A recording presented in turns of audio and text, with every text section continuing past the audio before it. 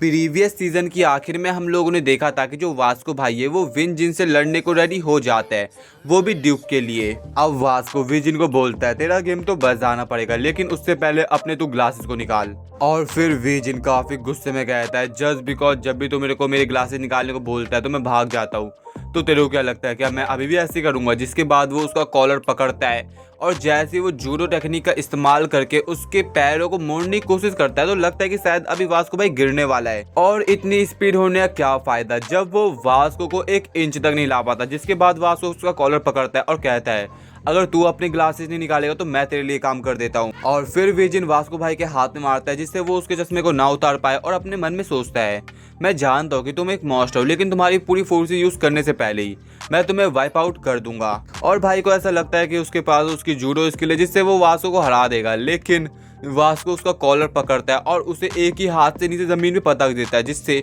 जो उसका चश्मा था वो भी आसमान में उड़ता है। और अभी विजिन ने अपनी दोनों आंखों को अपने हाथों से ढक लिया और वो अपने साथियों को चिल्ला रहा होता है कि वो उसके चश्मे को जल्दी वापस लाए। और अब दुख हवा वास्को भाई को शुक्रिया कहता है और उससे पूछता है तुम्हें क्या लगता है क्या मैं तुम्हारे जितना ताकतवर बन सकता हूँ। और ये बात ना उसे अपने पास का वो पल याद दिला देती है जब उसने किम को यही बात कही थी कि क्या मैं तुम्हारे जितना ताकतवर बन सकता हूँ। और अब वास्को भाई उसे कहते हैं हाँ तुम बन सकते हो, लेकिन उसके लिए तुम्हें 100 पुलअप, 100 पुशअप, 100 स्क्वाट्स और 10 किलोमीटर भागना पड़ेगा हर रोज। फिर सीन शिफ्ट होता है, हम लोग स्पोर्ट्स फेस्टिवल को देखते हैं जहाँ पर अब लास्ट इवेंट जो कि रैली रेस होता है वो बचा हुआ है। और सबसे सरप्राइजिंग चीज ये होती है कि जो जैक है वो अपने डैनियल के अगेंस्ट में खेल रहा है उसकी टीम में होने के बावजूद भी। और अभी जो उसके साथी लोग होते हैं वो उसे ट्रेटर बुला रहे होते हैं, और जो मीरा है वो भी यही सोच रही होती है भाई से क्या हो गया, ये ऐसा क्यों कर रहा है। लेकिन जैक के अलग ही प्लान होता है, वो अपने मन में सोचता है मैं सभी के सामने मीरा को दिखा दूंगा कि मैं बिग डैनियल से कितना ज्यादा सुपीरियर हूँ। और अब गेम शुरू होता है जहाँ पर एली और जे अपने पार्टनर्स की तरफ भाग रहे होते हैं, और दोनों को देखकर ऐसा लग रहा है कि दोनों एक दूसरे को बराबरी की टक्कर दे रहे हैं, और दोनों सेम टाइम पे अपने पार्टनर्स यानी जैक और उसको पास करते हैं। और भागने से पहले बिग डैनियल के दिमाग में एक सवाल आता है क्या मैं इस बॉडी के साथ भाग सकता हूँ। जिसके बाद वो पॉजिटिव होता है और सोचता है हाँ मैं भाग सकता हूँ। जिसके बाद वो लाइट की स्पीड से फिनिशिंग पॉइंट की तरफ आगे बढ़ता है, और जो जैक था वो भी उसे बराबरी की टक्कर दे रहा था। और अभी ना जैक को देखकर ऐसा लग रहा है कि बंदा पूरा जोर लगा रहा है, उसके दिमाग में यही सब चल रहा होता है कि वो मीरा के सामने बिल्कुल भी नहीं हार सकता है। और फिर हम लोग मीरा और जैक के बचपन का पल देखते हैं जहाँ पर मीरा जैक को अपना गुड्डा दिखाती है और कहती है इसका नाम ब्राउनी है, इसे हेलो बोलो। और जैक भी लाइक काफी चौड़ में ये क्या बच्चों वाली चीजें कर रही हो तुम। और जैसे ही जैक की नजर पड़ती है कि जो मीरा का गुड्डा है वो जमीन को टच करने वाला है, वैसे ही वो उस गुड्डे को पकड़ लेता है और चिल्लाते हुए कहता है मीरा तुमने कहा था ये तुम्हारा बेस्ट फ्रेंड है, तुम कैसे इसे ग्राउंड में फेंक सकती हो। और जो मीरा थी ना उसके पेट में दर्द हो रहा होता है। और फिर हम लोग हॉस्पिटल सीन देखते हैं जहाँ पर जो डॉक्टर है वो जैक को बोल रहा होता है कि भाई तूने अच्छा काम किया तो उसे जल्दी यहाँ पर लेके आ गया। और जैक हाफते हुए कह रहा होता है क्या मेरा सही तो है ना। और अब वो डॉक्टर उसे बताता है कि उसे अपेंडिक्स बस था लेकिन अब वो ठीक है। और जो मीरा थी ना वो जैक को काफी स्माइल के साथ कहती है जैक तुम्हारा शुक्रिया, तुम अमेजिंग हो। और यही बात काफी थी जैक को मनमोहित करने के लिए। और फिर हम लोग प्रेजेंट में आते हैं जहाँ पर जैक ने बिग डैनियल को थोड़ा सा पीछे छोड़ दिया, लेकिन तभी हमें नए थ्रू बताया जाता है कि जैक ने जब से वो मिडिल स्कूल से ग्रेजुएट हुआ है तब से उसने वर्कआउट नहीं करा, और तभी भाई का स्टैमिना खत्म हो जाता है। जिस मौके का फायदा बिग डैनियल उठाता है और वो उससे आगे निकल जाता है, और फाइनली वो इस गेम को जीत भी चुका है। और अभी जैक काफी उदास वो सोच रहा होता है मैं हार चुका हूँ। और अभी हमें नए थ्रू बताया जाता है अगर हम लोग कंसीडर करें ओल्ड ट्रैक और काफी लंबे समय से जो ट्रेनिंग नहीं करा उसके हिसाब से जो उसकी परफॉर्मेंस है वो इनक्रेडिबल है, लेकिन अनफॉर्चुनेटली वो भाग रहा है डैनियल के अगेंस्ट जिसके पास मिस्टीरियस बॉडी है और एक जो नेचुरल टैलेंट है वो कभी भी आउटबीट नहीं कर सकता इनक्रेडिबल बॉडी वाले इंसान को। और अब हम लोग शाम का सीन देखते हैं जहाँ पर जैक अकेला बैठा हुआ है, वो सोच रहा होता है भाई मैंने ये क्या कर दिया, अब मैं मीरा को क्या जवाब दूंगा, वो एक रोबोट है, मैं कैसे उसे हरा सकता हूँ। और फिर उधर मीरा और जैक भी आए हुए होते हैं, और जैक अपने मन में सोचता है ये साला डैनियल मीरा के साथ कर क्या रहा है। और वो लोग ना जैक को पार्टी में बुलाने के लिए आए हुए होते हैं, लेकिन जैक उन्हें सीधा मना कर देता है बिकॉज बंदे को ऐसा लग रहा होता है कि वो लोग यहाँ पर उसके मजे लेने के लिए आए हुए हैं बिकॉज वो लूजर है। लेकिन अचानक से मीरा का फोन उसके हाथों से स्लिप होता है जिसको डैनियल नहीं पकड़ पाता, बट जो अपना जैक है उसने उसके फोन को ग्रैब कर लिया है। और अब मीरा उसे कहती है जैसा तुमने मेरे ब्राउनी को सेव करा था वैसे ही तुमने मेरे फ़ोन को सेव करा, तुम्हारा शुक्रिया जैक, तुम रियली में अमेजिंग हो। और ये सुनने के बाद भाई अब काफी चौड़ में। और अब बंदा काफी एक्साइटेड में बोलता है, डैनियल पार्क तुम लोग कभी नहीं पकड़ पाएगा, मैं तुझसे सुपीरियर हूँ। एंड इसके बाद अब वो लोग मजे वगैरह मार रहे होते हैं, जिसे तुम खुद देख सकते हो। और इसके बाद हम लोग बारिश के दिन का सीन देखते हैं, जहाँ पर मीरा के साथ जैक आया हुआ होता है। और मीरा उसे कहती है, तुम्हारा शुक्रिया जैक, मेरे को अकेले आने में डर लग रहा था। और जैक उसे कहता है, तुम ना काफी बेवकूफ हो, तुम कैसे अपनी क्लासरूम के अंदर अपना फोन छोड़ सकती हो। और मीरा ना जैक को ये भी कहती है, ओ जैक तुम तो काफी ब्रेव हो, तुम्हें भूत वगैरह से डर लगता है नहीं। बस जैक अपने मन में सोचता है, नहीं ऐसा नहीं हो सकता, भूत वगैरह नहीं होते, गॉड बुद्धा अल्लाह मेरी हेल्प करो। लेकिन तभी रात में अचानक से उनके सामने जेस और वास्को भाई आ जाते हैं, जो देखकर मीरा चिल्ला बैठती है। और फिर मीरा जेस और वास्को कहते हैं, अरे तुम लोग यहाँ पर क्या कर रहे हो, तुम लोगों ने हमें डरा ही दिया था। और जो जैक था ना भाई, उसका तो हार्ट ही चलना बंद हो गया, तुम लोग खुद देख सकते हो। और अब वास्को भाई उन्हें डरते हुए कहता है, हम लोग यहाँ पर उस बच्चे की मॉम से मिलने के लिए आए। और जैक भी लाइक, अबे किस बच्चे की मॉम, क्या बात कर रहा है तू। और फिर मीरा जैक को बोलती है, जैक क्या तू उस बारे में नहीं जानता कुछ भी, उस घोस्ट की पिक्चर के बारे में जो कि स्टोरेज रूम के अंदर है। हॉलवे के आखिर में एक पुराना सा स्टोरेज रूम है, और वो लोग कहते हैं कि जो वहाँ पर फोटो लगी हुई है वो उसी की है।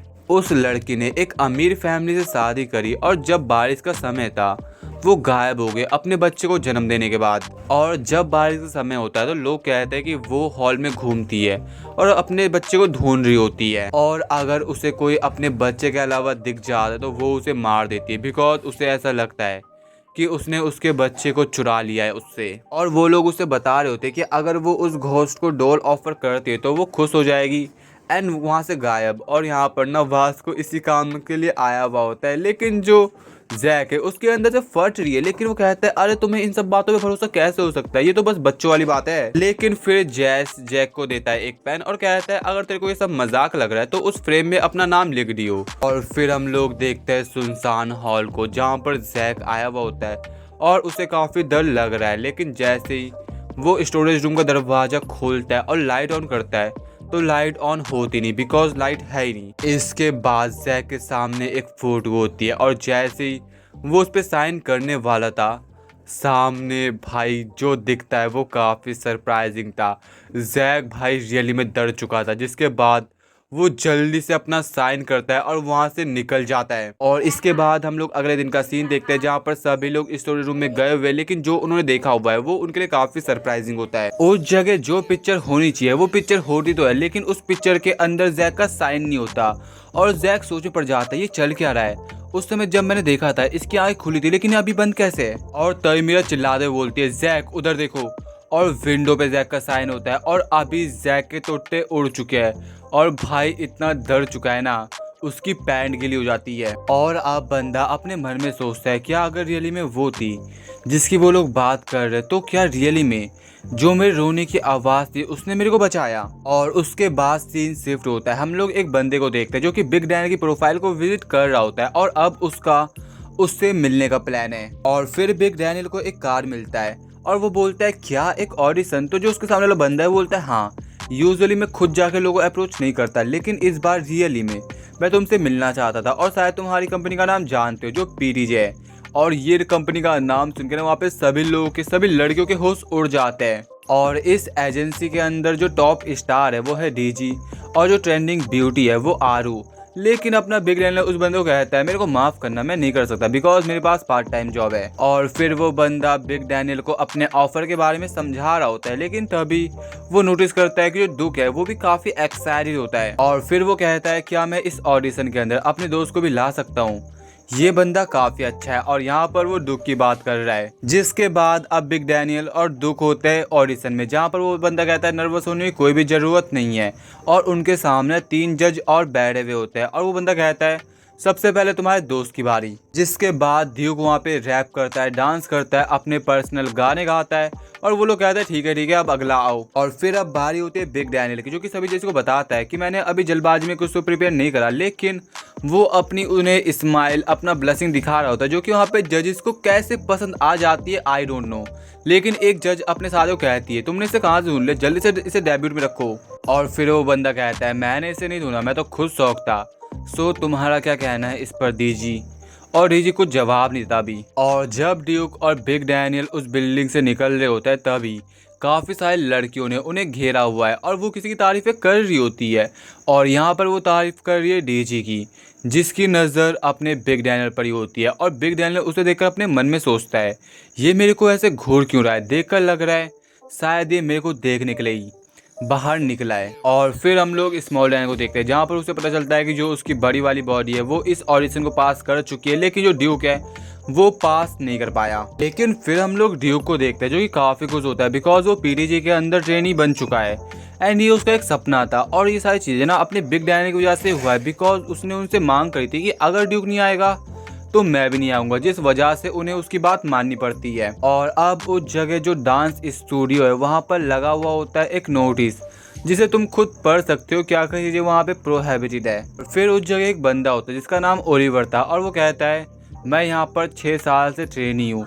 और ये क्लास सी का रैप होता है। और एक बंदी होती है जिसका नाम लैसोल है, जो कि क्लास सी से ही होती है। और जो बिग डैनियल है वो उन्हें अपना इंट्रोडक्शन देता है। और जो ड्यूक है वो तो भाई काफ़ी नर्वस हो चुका है और वो चिल्लाते हुए अपना इंट्रोडक्शन देता है। लेकिन तभी उधर एक लड़की आती है जिसे देखने के बाद बिग डैनियल सरप्राइज। और फिर ओलिवर बिग डैनियल को बोलता है क्या एक कोइंसिडेंस है, तुम दोनों एक दूसरे को जानते हो लेकिन तुम दोनों कैसे मिले। और उस जगह जो लड़की आई हुई है वो होती है जॉय, जो कि सभी को बताती है कि हम दोनों ने साथ में एज अ कपल मॉडलिंग करी हुई है और मेरा नाम जॉय होंगे और मैं 16 साल की और 9 ग्रेड में हूँ। और अब बारी होती है खाने की, जहाँ पर बिग डैनियल काफ़ी खुश, लाइक ये उसका सपना था, अब वो सब ऑर्डर कर देगा यहाँ पर। और फिर ओलिवर उन्हें कहता है हम लोग ऐसा नहीं कर सकते, हम लोग क्लास सी से हैं और हमारा मैक्सिमम जो अलाउंस है वो है $4। और अभी तुम लोग खुद देख सकते हो कौन कौन सी क्लासेस का कितना कितना अलाउंस है। और अगर उन्हें लग रहा है कि ये अनफेयर है तो उन्हें इम्प्रूव करके अपर क्लास में आना होगा, नहीं तो ये सादा भुना हुआ खाना होगा। और फिर ओलिवर अपने साथियों को बोलता है तुम लोग उन लोगों को देखो, वो लोग क्लास ए से है, उनके पास मुझसे कम एक्सपीरियंस है और वो मुझसे जवान है, लेकिन इन रियलिटी वो लोग काफ़ी क्लोज है डेब्यूट के। और अभी बिग डैनियल नोटिस करता है कि जो क्लास ए वाले उन्होंने तो कुछ खाना खाया ही नहीं है। और फिर वो उस डिलीशियस खाने के पास जाता है और सोचता है यार अगर इसे फेंक दिया जाए तो ये खाने की बर्बादी होगी, तो टेबल क्लीन होने से पहले मैं इसे ले लेता हूँ। लेकिन तभी उसके पीछे आ जाते क्लास ए के बंदे, जो कि उससे पूछते हैं वो यहाँ पर कर क्या रहा है। लेकिन तभी बीच में ओलिवर आता है, जो कि उन क्लास ए के बंदों को कहता है क्या हाल चाल गाइस, क्या तुम यहाँ पर हेलो कहने के लिए आए हो, ये लोग हमारी एजेंसी के न्यू ट्रेनी है। और जैसे वहाँ पे जॉय उन लड़कों को हेलो कहती है ना, तो उसी में से एक लड़के का जो दिल है वो पिघल जाता है और सीधे वो उसके कंधे पे हाथ रखता है और उससे नंबर मांगता है। लेकिन तभी वो तो दूसरा क्लास ए का बंदा आता है, जो कि अपने साथियों को कहता है इन्हें वो खाना दे दो, वैसे भी हम लोग डाइट पर है। लेकिन ओलिवर और लैसोल मेरे को तुम्हारे लिए सॉरी फील हो रहा है। लेकिन जब चीजें एस्केलेट कर रही थी तभी जो जॉय है वो क्लास ए के खाने की भरपाई करती है और कहती है मेरा प्लान था अपने साथियों को ट्रीट देने का पहले दिन की, एंड वैसे भी जो डैनियल है वो मेरे लिए वो खाना पैक कर रहा था। और तभी तो लैसोल आती है, जो कि क्लास ए के बंदों कहते हैं तुम्हारे पास फोन कहाँ से आया, ये तो सीक्रेट है ना,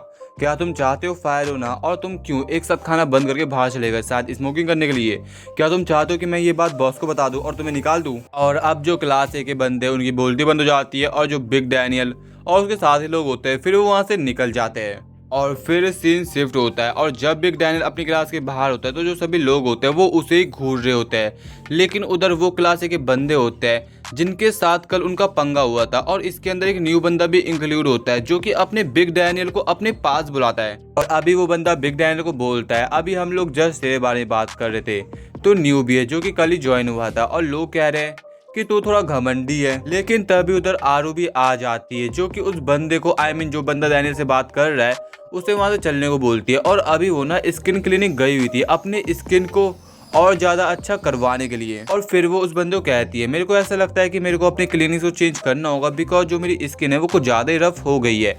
जिसके बाद उसकी नज़र पड़ती है बिग डैनियल पे और वो सोचती है बंदा है कौन। और फिर आरू वहाँ पे सभी को अच्छे से ग्रीट करती है। लेकिन जैसे उसे पता चलता है कि वो क्लास सी में जो कि ओलिवर और लैजोल के अंदर, तो उसके अंदर अलग ही एटीट्यूड आ जाता है, जिसके बाद वो वहाँ से निकल जाती है। और आरू का ये बिहेवियर ना क्लास ए के बंदों को पसंद नहीं आता और वो लोग कहते हैं जो फेम है वो उसके सिर पे चढ़ चुका है, ये पागल हो चुकी है, बदल चुकी है। और फिर वो बिग डैनियल को बताते हैं कि उसके लिए अच्छा यही होगा कि वो लैजोल और ओलिवर को मेंशन ना करे बिकॉज उन्होंने इसकी बुरी साइड देखी हुई है। और ये बात अभी बिग डैनियल को समझ नहीं आती। और फिर सीन शिफ्ट होता है, हम लोग ओलिवर को देखते हैं जो कि डांस प्रैक्टिस कर रहा होता है। इवन जो बिग डैनियल और ड्यूक है वो दोनों भी उसे देखकर अपना डांस इम्प्रूव कर रहे होते हैं। और फिर ओलिवर, ड्यूक और बिग डैनियल को कहता है देखकर ऐसा लग रहा है कि तुम पहली बार डांस कर रहे हो, तुम्हें 3 महीने तो लग जाएंगे डांस का बेसिक सीखने में। और दूसरी तरफ जो जॉय है उसे भी डांस करने में मजा आ रहा होता है। और इसके बाद सीन शिफ्ट होता है, हम लोग स्मॉल डैनियल के शॉप को देखते हैं जहाँ पर ड्यूक वहाँ पर ही प्रैक्टिस कर रहा होता है। और फिर बिग डैनियल को भी याद आता है उसके पास 2 बॉडी है, जिसका मतलब वो भी लगातार दिन रात प्रैक्टिस कर सकता है। जिसके बाद वो भी ड्यूक के साथ प्रैक्टिस में उतर जाता है। और फिर हम लोग देखते हैं 2 हफ्ते बाद का सीन जहाँ पर जो बिग डैनियल है वो अलग ही लेवल का बंदा बन चुका है। और उसे देखकर ओलिवर भी सरप्राइज, वो कहता है कि तुमने 1 महीने की प्रैक्टिस को 2 हफ्तों में कैसे कर लिया। और अब हमारे सामने वो दिन आता है जब ट्रेनी इवैल्यूएशन होने वाला है और उस इवैल्यूएशन के अंदर खुद जो डीजी है वो भी प्रेजेंट होता है। और फिर हम लोग देखते हैं क्लास ए के लड़कों के डांस को, क्लास ए के लड़कियों के डांस को। और फिर ओलिवर नाचता है जो कि काफी शानदार डांस कर रहा होता है। इवन जो लेजोल है वो भी काफी शानदार डांस कर रही है। और जो आरू थी जो जज की सीट में, वो सीधे कह देती है कि मेरे को इनमें कुछ भी स्पेशल नहीं दिखा। और यहाँ पर वो ओलिवर और लेजोल की बात कर रही है। और इसके बाद बारी आती है जॉय की, जहाँ पर उसने अपने डांस से सभी के मन को खुश कर दिया। और फिर बारी आती है ड्यूक की, जहाँ पर उसने अपने डांस से सभी के मन को स्पॉइल कर दिया। और इसके बाद बारी आती है बिग डैनियल की, जहाँ पर वो अपना बेस्ट देता है। और उसका डांस देखने के बाद ना जो वहाँ पे सभी जजेस थे वो उसकी तारीफें करने लग जाते हैं। और फिर वहाँ के जो एक्टिंग मैनेजर होते हैं वो बिग डैनियल को एक स्क्रिप्ट देते हैं और उसके अकॉर्डिंग उसे एक्ट करना है। और अभी जो बिग डैनियल की स्क्रिप्ट का टाइटल है वो होता है आउटकास्ट। और फिर क्लास ए का बंदा बोलता है कि अगर तुम्हें वो कैरेक्टर बनना है तो तुम्हें उस कैरेक्टर आउटकास्ट से रिलेट करना होगा। और मेरे को लगता नहीं है कि इस बंदे के साथ कुछ ऐसा हुआ होगा, तो ये स्क्रिप्ट इसके लिए इम्पॉसिबल है। और उस स्क्रिप्ट के अंदर ना वही सब लिखा हुआ होता है जो अपने बिग डैनियल के साथ हुआ है, जहाँ पर जो अपना मेन कैरेक्टर है वो अपनी मॉम के साथ काफ़ी गरीबी में जीता है। उसके ना ही कोई सपने ना ही होप, और स्कूल में उसे एनिमल्स की तरह रखा जाता है। और अपने स्कूल का गुस्सा वो अपनी मॉम पे निकालता है एंड ऐसे सब कुछ। और ये देखकर ना, ये पढ़कर ही अपने बिग डैनियल की आंखों में आंसू आ जाते हैं। और बिग डैनियल की ऐसी एक्टिंग देखकर ना जो एक्टिंग मैनेजर था वो भी सरप्राइज कि कैसे इस कैरेक्टर के साथ रिलेट कर पा रहा है। और अब बिग डैनियल बैंड हो जाता है और वो अपने सर को ऐसे बैंड करता है लाइक कि ऐसा लगे कि किसी इंसान ने उसके सिर पे अपना पैर रखा हुआ है। और इसके बाद वो अपने हाथों अपने फिंगर्स को मोड़ता है एंड इसे देखकर ऐसा लगे कि जो बुली है उसने उसे बाथरूम के जो फर्श है वहाँ पे बुली कर रहा है। और फिर जो वहाँ पे लोग होते हैं वो डिसाइड करते हैं कि जो अपना बिग डैनियल है उसकी एक्टिंग काफ़ी शानदार है, तो क्यों ना वो उसका एक्टिंग में ही डेब्यूट ले ले। और जो आरू है वो ओलिवर और लेजुल को बोलती है कि मेरे को ऐसा लगता है कि तुम लोगों को अभी भी क्लास सी में ही रहना चाहिए। और इसके बाद हम लोग रात का सीन देखते हैं जहाँ पर ओलिवर क्लास बी के बंदों को कहता है मैंने सुना है कि तुम सीक्रेटली एक दूसरे को डेट कर रहे हो, लेकिन नेक्स्ट टाइम तुम सावधान रहना। और तुम लोग ही एक लौटे इंसान नहीं हो जो कि लेट प्रैक्टिस कर रहे हैं, मैंने ये पहले करके छोड़ दिया और तुम्हारी किस्मत अच्छी की बात मेरे को पता चली, तो जाओ अपने कमरे में अब। और फिर ओलिवर जाता है एक पियानो की तरफ और पियानो के नीचे ना ओलिवर और आरू लिखा हुआ था। और वो सोचता है कैसे हमारा ये अंत हो, पहले हम लोग काफी खुश थे। और इसके बाद हम लोग पास्ट का सीन देखते हैं जहाँ पर आरू ओलिवर को कहती है ओलिवर मैं तुम्हें पसंद करती हूँ, जो सुनकर ओलिवर भी लाइक किया। और हमें इस चीज़ का रीज़न ही बताया जाता है कि आरू उसे पसंद इसलिए करती है बिकॉज उसने काफ़ी सारी लड़कियों की हेल्प करी है जो अपने स्ट्रगलिंग पीरियड में थी। और फिर ओलिवर कहता है थोड़ा सीरियस हो जाओ, मेरे को डेब्यूट पे जाना है। और आरू को ऐसा लगता है कि शायद उसने उसे मना कर दिया। और अभी ओलिवर आरू को देखकर अपने मन में यही सोच रहा था कि अभी उसके पास समय नहीं है इन रिलेशनशिप में आने का। और फिर हम लोग एक होटल को देखते हैं जहाँ पर जो लोग हैं वो चिल आउट कर रहे होते हैं और उस जगह ओलिवर भी होता है, जहाँ पर उसका दोस्त उसे पूछता है ओलिवर काफ़ी समय बाद मिल रहे, क्या तुम स्टिल ट्रेनी हो?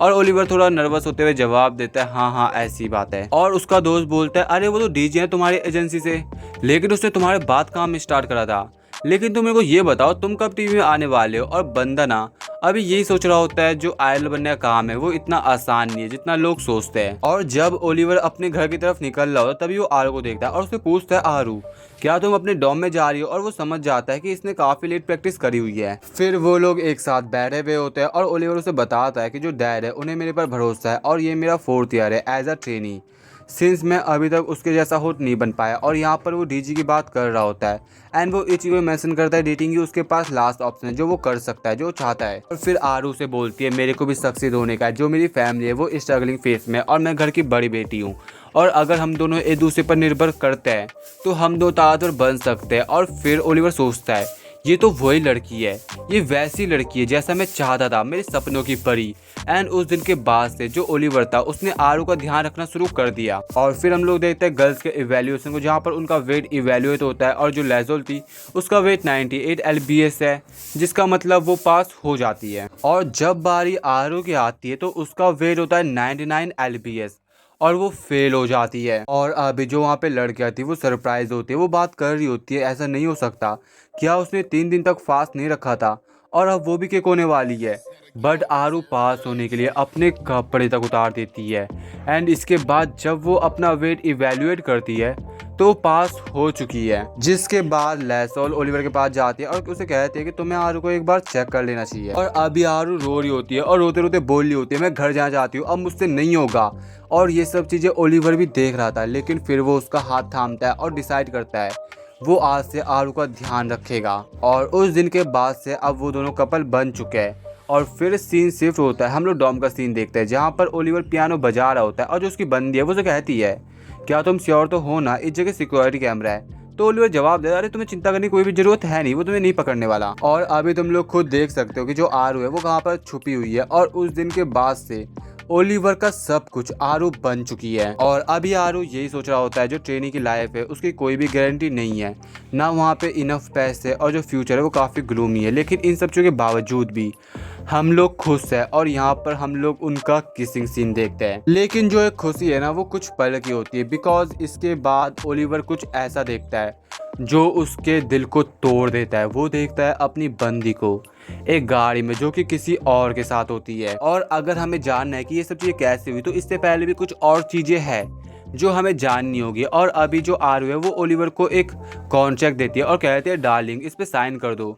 और ओलिवर कहता है वैसे ये है क्या, तो वो जवाब देती है वेडिंग कॉन्ट्रैक्ट। और उस कॉन्ट्रैक्ट में बेसिकली यही लिखा हुआ था कि अगर ओलिवर पास नहीं हो पाता डेब्यूट में फिर भी वो आरू से शादी करेगा। और वो लोग साइन कर भी देते हैं। और अभी ओलिवर को रिलीफ फील होता है, उसे ऐसा फील होता है कि जो मेरी बंदी है वो कितनी लॉयल है, वो लाखों में एक है। और इसके बाद जब बाद में ओलिवर सोने जा रहा होता है तो उससे पहले आरू अपनी पिक भेजती है, तुम लोग समझ सकते हो वैसी पिक जिसको बंदा जूम करता है। एंड भाई काफ़ी खुश। और फिर सीन शिफ्ट होता है, हम लोग वहाँ पे एक मीटिंग को देखते हैं जहाँ पर जो डायरेक्टर है वो अपने साथियों को कहता है तुम लोगों के पास एक चांस है डेब्यूट का। और जो वहाँ पे बंदा आया हुआ है उसका नाम जिन पार्क होता है, जिसको हम लोग केवल जिनी बोलेंगे।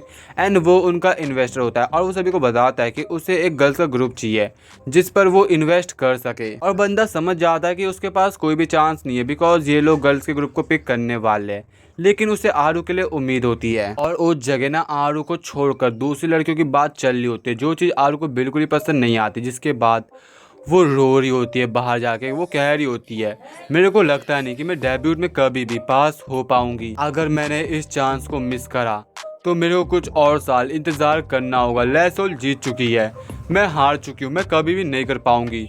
लेकिन उसके सामने अपना ओलिवर होता है जो कि उसे गले लगा लेता है। और बाद में जब ओलिवर आरू से बात करता है, उससे उसका हालचाल पूछता है तो आरू से कह देती है कि वो अभी बीमार है।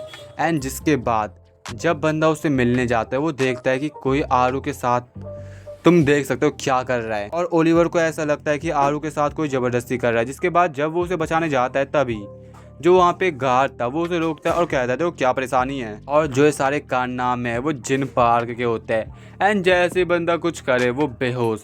एंड बाद में जब उसकी आँखें खुलती है ना वो काफ़ी पिटा हुआ होता है। और अब जिन उसे कहता है हे बच्चे मैंने सुना था कि तू आरू के प्यार में पड़ चुका है, लेकिन मैं उसका बॉयफ्रेंड हूँ और क्या मेरे को ये बात तेरे बॉस को बतानी पड़ेगी। और जब बंदा आरू की तरफ देखता है तो जो आरू है वो उसे नजरें तक नहीं मिला पा रही होती है। एंड ऐसे लड़के को क्या कहते हैं वो तुम कमेंट में बता देना। और इतना सब होने के बावजूद भी ओलिवर को ऐसा लगता है कि शायद आरू को ब्लैकमेल किया जा रहा है। बट फिर वो उसे उसकी फ़ोटो दिखाता है और बताता है कि ये फ़ोटो तुम्हारी गर्लफ्रेंड ने मेरे को भेजी है। और बंदा सीधे उसे कहता है घर जा और इस फोटो को इमेजिन कर लियो, लेकिन अगर तू बीच में आया आरू के तो भाई मैं तेरा गेम बस ज़्यादा डालूंगा। एंड अब फाइनली जो आरू है वो अपने कारनामों से पीटीजे की नेक्स्ट ब्यूटी बन चुकी है। और वो फिर अपने बॉस से ओलिवर के बारे में बुराई करती है जिससे वो उसे डिमोट कर देती है। एंड यही काम वो लेसोल के साथ भी करती है। और इसके बाद हम लोग रात का सीन देखते हैं जहाँ पर ओलिवर अपनी छत में बैठा हुआ है और जो भी उसने उसके साथ कॉन्ट्रैक्ट बनाया था भाई वो उसे जला रहा होता है और रो रहा होता है। और फिर हम लोग देखते हैं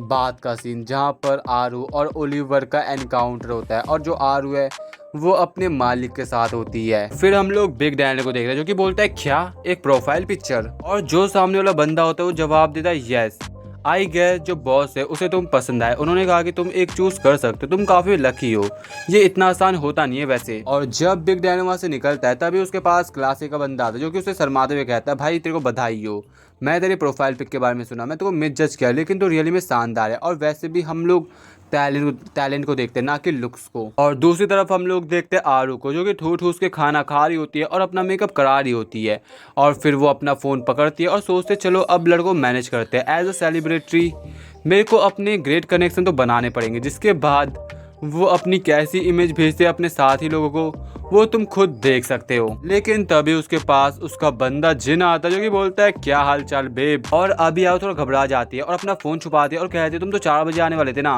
और ये चीज़ जिन नोटिस कर लेता है। जिसके बाद वो अपने बॉडीगार्ड को बुलाता है और उसके मुंह पे एक जोरदार पंच मारता है, और अब बंदा काफ़ी गुस्से में उसे कहता है अबे साले मैंने तो कहा था ना अपना काम प्रॉपरली कर, अगर जो आरू है वो कंफर्टेबल नहीं है तो उसके साथ रहे।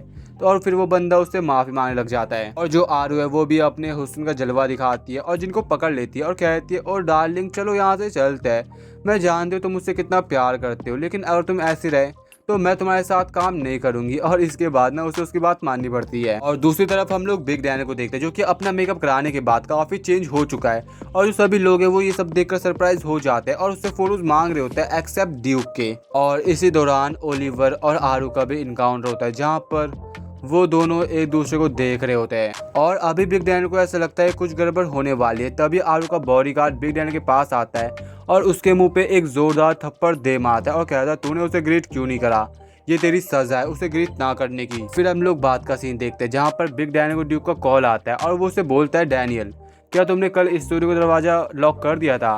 तो बिग डैनियल जवाब देता है हाँ, और ड्यूक बताता है कि कल मैं कुछ जाए जल्दी आ गया प्रैक्टिस करने के लिए और अब जो दरवाजा है वो लॉक्ड है। लेकिन तभी उसकी मदद ओलिवर करता है और बिग डैनियल से कहता है ड्यूक थोड़ा समय रुको मैं की लेके वहाँ पे आता हूँ। और जब बिग डैनियल चाबी लेके उनकी कंपनी में आ रहा था जिससे वो ड्यूक को छुड़ा पाए दरवाजा खोल पाए, तभी उसके नजर पड़ती है क्लास ए के बंदों पर। और बिग डैनियल को ऐसा लग रहा होता है क्लास ए के बंदे काफी अच्छे हैं और वो उन्हें चाबी दे देगा और अपना काम करवा लेगा। और जैसे ही वो उनसे बात करने के लिए आगे बढ़ता तभी वो लोग उसे काफी गुस्से में देखते हैं। और इसके बाद सीन शिफ्ट होता है जहाँ पर जो अपना स्मॉल डैनियल फाइनली वो उस जगह पहुंच चुका है जहाँ पर ड्यूक था, लेकिन अभी उनके पास ना काफी सारे लोग बैठे हुए थे और उसे काफी अजीब फीलिंग आ रही थी। और फिर उनके पास एक लड़की आती है जो कि कहती है मेरे को माफ करना लेकिन क्या तुम यहाँ से जा सकते हो, हमारी मीटिंग है। जिसके बाद वो क्लास सी के रूम में जाते हैं एंड वहाँ पे प्रैक्टिस करने लग जाते हैं। स्मॉल डैनियल को ऐसा लग रहा होता है कि अगर ड्यूक ऐसे प्रैक्टिस करेगा तो वो लोग उसे एक्नॉलेज करेंगे। और जैसे वहाँ पे एक जज आती है वो उसे कहती है ओए मिरर पे हाथ रखना बंद कर, और वो ना उसे डांटने लग जाती है। और अभी फाइनली बिग डैनियल समझता है कि उसे रिकॉग्नाइजेशन इसलिए मिला था बिकॉज उसके लुक्स की वजह से, और ये दुनिया उसके और ड्यूक के लिए बिल्कुल भी नहीं है। और अभी जो आरू का बॉडीगार्ड है उसका भी दिमाग खराब होता है, लेकिन तभी उसकी रास्ते में नजर पड़ती है ड्यूक और स्मॉल डैनियल पर। और अभी जो आरू का बॉडीगार्ड है वो ड्यूक और स्मॉल डैनियल काफ़ी अच्छे से ले रहा होता है, और वो ये भी कहता है कि अगर तुम मेरे को रिपोर्ट कर दोगे ना तो ड्यूक को निकाल दिया जाएगा, और वो मेरे को तो फायर नहीं करेंगे लेकिन उसे फायर करेंगे जो कि बेनिफिट उठा रहा है फेवरेटिज्म का। और फिर ड्यूक पूछता है इसका क्या मतलब होता है, और फिर आरू का बॉडीगार्ड जवाब देता है क्या तुम्हारे दोस्तों ने बताया नहीं, उसकी रिक्वायरमेंट थी तुम्हें अपने साथ ले आना। और ड्यूक को देखकर ऐसा लग रहा था कि वो काफी गुस्से में आ चुका है, और आरू का बॉडीगार्ड कहता है मैं तुम जैसे कमीनों के बारे में जानता हूँ, तुम्हें रिपोर्ट नहीं करने वाले। और बंदा जो चीज कहता है ना वो काफी सरप्राइजिंग थी, वो कहता है मैं डैनियल का आभारी रहूंगा, जो चीज मैंने यहाँ पे सीखी शायद मैं वो कहीं नहीं सीख पाता, और मैं यहाँ पर अपने डेब्यूट की वजह से नहीं हूँ लेकिन इससे अच्छी जगह कोई होगी नहीं जहाँ पर मैं अपनी स्किल्स को बिल्ड कर सकूँ, और तुम मेरी इंसल्ट कर सकते हो लेकिन डैनियल की नहीं। और ये चीज़ आरू के बॉडीगार्ड को बिल्कुल ही पसंद नहीं आती। जिसके बाद वो एक पेपर में पिन लगा रखी थी ना उसे निकालता है और उसे ड्यूक के कानों में घुसा देता है और कहता है मुझसे माफ़ी मांगो, लेकिन ड्यूक बोलता है ऐसा हो ही नहीं सकता, मैंने कुछ गलत किया ही नहीं है। और फिर आरू का बॉडीगार्ड है चल जैसे तेरी इच्छा। और अभी बोर्ड में जितनी भी कीलें थी वो निकली हुई थी बिकॉज उसने सारी कीलों को ड्यूक के कानों के अंदर घुसेरा हुआ था, और वो फिर भी कह रहा होता है मुझसे माफ़ी मांग, लेकिन ड्यूक कहता है नहीं मैंने कुछ गलत किया ही नहीं है। और जब वो उसे मारने के लिए आगे बढ़ता है तभी बिग डैनियल स्मॉल डैनियल उसके पैर पकड़ लेता है और उससे माफ़ी मांग रहा होता है, लेकिन इसके बाद वो स्मॉल डैनियल के कॉलर पकड़ लेता है, और जैसे उसे पिन घुसाने वाला तभी जो ओलिवर है वो बिग डैनियल के पास आता है और कहता है भाई चल फोटो खींचते हैं। और फिर जो स्मॉल डैनियल है वो बेहोश हो जाता है और ड्यूक को ऐसा लगता है कि शायद इसका गेम ओवर। और जो आरओ गार्ड है वो भी थोड़ा डर जाता है, लेकिन वो ड्यूक को कहता है चीजों को खराब मत करना, वो जल्दी उठ जाएगा। और फिर ड्यूक को बिग डैनियल का कॉल आता है और जैसे वो उसे कुछ समझाया तभी बिग डैनियल चिल्लाते हुए कहता है उसे मत उठाना। और फिर ड्यूक बिग डैनियल से इस चीज का रीजन पूछता है तो वो बताता है कि उसे अचानक से सोने की बीमारी है। और ड्यूक क्या तुम ठीक हो, तुम्हें जल्दी से हॉस्पिटल जाना चाहिए, जो तुम्हारे कान है वो छिद चुके हैं। लेकिन ड्यूक उसे जवाब देता है मैं ठीक हूँ और तुम्हें अपनी प्रोफाइल पिक लेनी चाहिए, मैं यहाँ पर स्मॉल डैनियल का ख्याल रखूंगा। और जब डैनियल बेहोश हुआ था तब मैं शॉक्ड हो गया था, लेकिन अभी मैं ठीक हूँ। और फिर उसे आरू के गार्ड की वो बात याद आती है जब उसने बताया था कि उसका यहाँ पर आना बस बिग डैनियल की वजह से ही हो पाया, और अभी वो अपने मन में उसे शुक्रिया कर रहा होता है। और फिर हम लोग बिग डैनियल की प्रोफाइल पिक देखते हैं जहाँ पर बंदा काफी शानदार लग रहा होता है और जो दूसरे लोग होते हैं क्लास के वो उसी की प्रोफाइल देख रहे हैं और उसी की तारीफें कर रहे होते हैं। और वो लोग ना जोई की प्रोफाइल भी नोटिस करते हैं और बिग डैनियल से पूछते हैं कि ये लड़की है कौन, ये काफी खूबसूरत है, क्या वो उसे डेट तो नहीं कर रहा। तो बिग डैनियल जवाब देता है कि वो ट्रेनी थी जिसने मेरे साथ ही शुरू किया था, वो अभी मिडिल स्कूल के अंदर है और अभी वो हाई स्कूल के अंदर नहीं पहुंची। बट उसे देखकर जय थोड़ा नर्वस था। और फिर हम लोग कैफेटेरिया का सीन देखते हैं जहाँ पर वास्को भाई बिग डैनियल को बोलते हैं डैनियल भाई तो सेलिब्रिटी बन चुका है। तो डैनियल जवाब देता है वास्को भाई ऐसी बात नहीं है, मैं बस एक ट्रेनी हूँ उधर। और फिर वास्को भाई उसे कहता है डैनियल मैं तेरी एजेंसी चेक करना चाहता हूँ। और जो बिग डैनियल है वो उन्हें ना नहीं बोल पाता। और फिर सीन शिफ्ट होता है, हम लोग पीटीजे को देखते हैं जहाँ पर बिग डैनियल और वास्को भाई आए हुए होते हैं। और दूसरी तरफ हम लोग देखते हैं डीजी को जहाँ पर काफी सारी लड़कियों ने उसे घेरा हुआ है। लेकिन जब वो अपनी गाड़ी की तरफ जाता है ना तो जो बिग डैनियल है वो उसे अवॉइड कर रहा होता है, वो उससे आई कांटेक्ट नहीं कर रहा होता। और फिर डीजी उसे कहता है भाई तू तू तो वो कन्वीनियंस स्टोर वाला है ना जो चीज बिग डैनियल के होश उड़ा देती है। वो अपने मन में सोचता है इसने क्या मेंशन किया, ये कैसे मेरे बारे में जानता है। और फिर वो चिल्लाते हुए उसे बुला रहा होता है, लेकिन अभी डीजी वहां से जा चुका था। और उस जगह ना हम लोग एक औरत को भी देखते हैं जिसके बारे में अभी तक हमें कुछ ज्यादा नहीं बताया गया। और अभी जो आरू का बॉडीगार्ड होता है वो अपना सारा गुस्सा क्लास ए के बंदों पे निकाल रहा होता है, लेकिन अब उस जगह एंट्री होती है वास्को, बिग डैनियल और ड्यूक की। और अभी बिग डैनियल के दिमाग में ये सवाल चल रहा होता है कि वो कैसे डीजी से मिल सकता है, लेकिन तभी उसके सामने आरू का बॉडीगार्ड आता है जो कि काफी चौड़ में कहता है ओए बच्चे तूने फिर से मेरे को हेलो नहीं बोला, तो फिर से मेरे को इग्नोर कर रहा है। और जैसे ही आरू का बॉडीगार्ड बिग डैनियल के मुंह पे चारा मारने वाला था वैसे ही वास्को भाई उसका हाथ पकड़ता है और काफी चौड़ में कहता है अबे साले तू है कौन। तो फिर वो बॉडीगार्ड काफी चौड़ में कहता है अबे तू है कौन, तू मेरे को ये बता पहले, क्या तू मेरे को नहीं जानता, मैं आरू का मैनेजर हूँ। और आरू भी उस जगह आई भी होती है एंड वो भी शॉक्ड भाई ये क्या बकवास कर रहा है। और फिर वास्को भाई उसे कहता है अबे साले अगर तू आरू का मैनेजर है तो मैं डैनियल का मैनेजर हूँ। और उस जगह ना पीटीजे कंपनी का सीईओ भी आया हुआ होता है और जब वो उन पर भड़क रहा होता है तभी आरू उन्हें रोकती है और कहती है अरे छोड़ो उन्हें जाने दो, वो लोग आपस में मजे कर रहे होंगे और वैसे भी जिनने उस बंदे को मेरे लिए रिकमेंड किया है तो देखते हैं वो कितना रिलायबल है। और अभी जो आरू का मैनेजर है वो वास्को भाई के हाथ से अपना हाथ नहीं छुड़ा पा रहा होता और वो समझ जाता है ये बंदा काफी ज्यादा ताकतवर है। और फिर साइड से बिग डैन वास्को भाई को कहता है वास्को भाई ऐसा मत करो, और वास्को जवाब देता है वो तुम्हें मारने वाला था। और फिर वास्को उसका हाथ छोड़ता है और उससे माफी मांग लेता है, लेकिन आरू के मैनेजर की अलग ही मस्ती होती है जिसके बाद वो ड्यूक का कान पकड़ता है और कहता है क्या तुम इसी की तरह अपने कानों को छिदवाना चाहते हो। और ड्यूक के कानों से ना खून निकल रहा होता है और ये देखकर बिग डैनियल का दिमाग भी खराब होता है और उसे कहता है ओए जाने दे इसे। और ये देखकर ना वास्को भाई फटने वाला था, वो काफी गुस्से में कहता है क्या तुमने इसके साथ ये सब किया है। तो वो बंदा जवाब देता है अगर तुम मेरे साथ बदमाशी करोगे तो तुम्हें उसकी कीमत चुकानी होगी, और देखो जो इसके पियर्स ईयर्स है वो कितने कूल लग रहे हैं। और ड्यूक कहता है मैंने कुछ भी गलत नहीं करा। और फिर उसे अपना वो पास्ट का पल याद आता है जब उसके साथ भी ये सब चीजें होती थी। फिर आरू का मैनेजर काफी चौड़ में कहता है ओए डैनियल पार्क तूने मेरे को क्या बोला जरा फिर से कहना। लेकिन अगले पैनल में उसके मुंह पे एक जोरदार मुक्का पड़ता है और ये देखकर वहाँ पे जितने भी लोग थे वो शॉक्ड हो जाते हैं। और फिर वास्को आरू के मैनेजर गला पकड़ता है और उस पे पंच तो मारता है लेकिन उसके मुंह पे नहीं, जो उसके साइड में दीवार थी उसके ऊपर, जिससे जो दीवार थी वही ब्रेक हो जाती है। और अगर ये पंच उसके मुंह पे पड़ता तो भाई उसका गेम ही खलास था। और इसके बाद सीन शिफ्ट होता है, हम लोग कंपनी के हायर अप्स को देखते हैं जहाँ पर वो लोग पार्टी कर रहे होते हैं जो उनकी आउटकास्ट फिल्म है उसकी सक्सेस की। और जो आउटकास्ट फिल्म की फीमेल लीड है वो आरू कर रही है और जो उसका बंदा है उसे कहता है आरू तुम खुश नहीं लग रही हो आज, क्या कुछ हुआ है। तो आरू जवाब देते नहीं, लेकिन वो काफी गुस्से में भी थी। और अभी आरू के अंदर अलग ही एटीट्यूड आ रहा होता है कि वो अपनी फील्ड के टॉप पर है। वो अब पहले वाली वो घटिया लड़की नहीं है जैसी वो थी, अब वो बदल चुकी है। और उसके दिमाग में ये भी चलता है कि साला ये डीजी मेरी तरफ देख क्यों नहीं रहा है। फिर आरू डीजी से उसका नंबर मांगती है, लेकिन डीजी सीधे जवाब देता है, सर मेरे को यहाँ पर अनकंफर्टेबल फील हो रहा है, मैं नहीं जानता था कि आप मेरे को यहाँ पर लाओगे, और मैंने कहा था कि मैं इस फिल्म के अंदर इन्वॉल्व नहीं होने वाला, और अभी मैं यहाँ से जा रहा हूँ क्योंकि मेरी एक अपॉइंटमेंट है। और कुछ देर बाद उधर एक और लड़की आती है, जिसे देखने के बाद वहाँ पे लोग शॉक्ड होते हैं, बिकॉज उस जगह एंट्री होती है अपनी क्रिस्टल की। और जो डीजी है वो क्रिस्टल के साथ बात कर रहा होता है, और हमें पता चलता है जो क्रिस्टल के फादर है वो है सीईओ HNH ग्रुप के। जो सुनकर आरू का मुंह खुला रह जाता है, और वो रियलाइज करती है जिस पहाड़ की वो टॉप पे थी वो तो बस एक छोटी सी पहाड़ी थी, और अभी उसके सामने एक बड़ी पहाड़ी जिसे उसे ओवरकम करना है। और फिर बाद में जो आरू है वो रोते हुए अपने बंदे को कॉल करती है और कहती है, डार्लिंग चलो वो काम करते हैं जो तुमने मेरे को करने को कहा था। और फिर हम लोग पीटीजे कंपनी के सीईओ को देखते हैं, जो कि काफी चौंकते हुए कहता है, क्या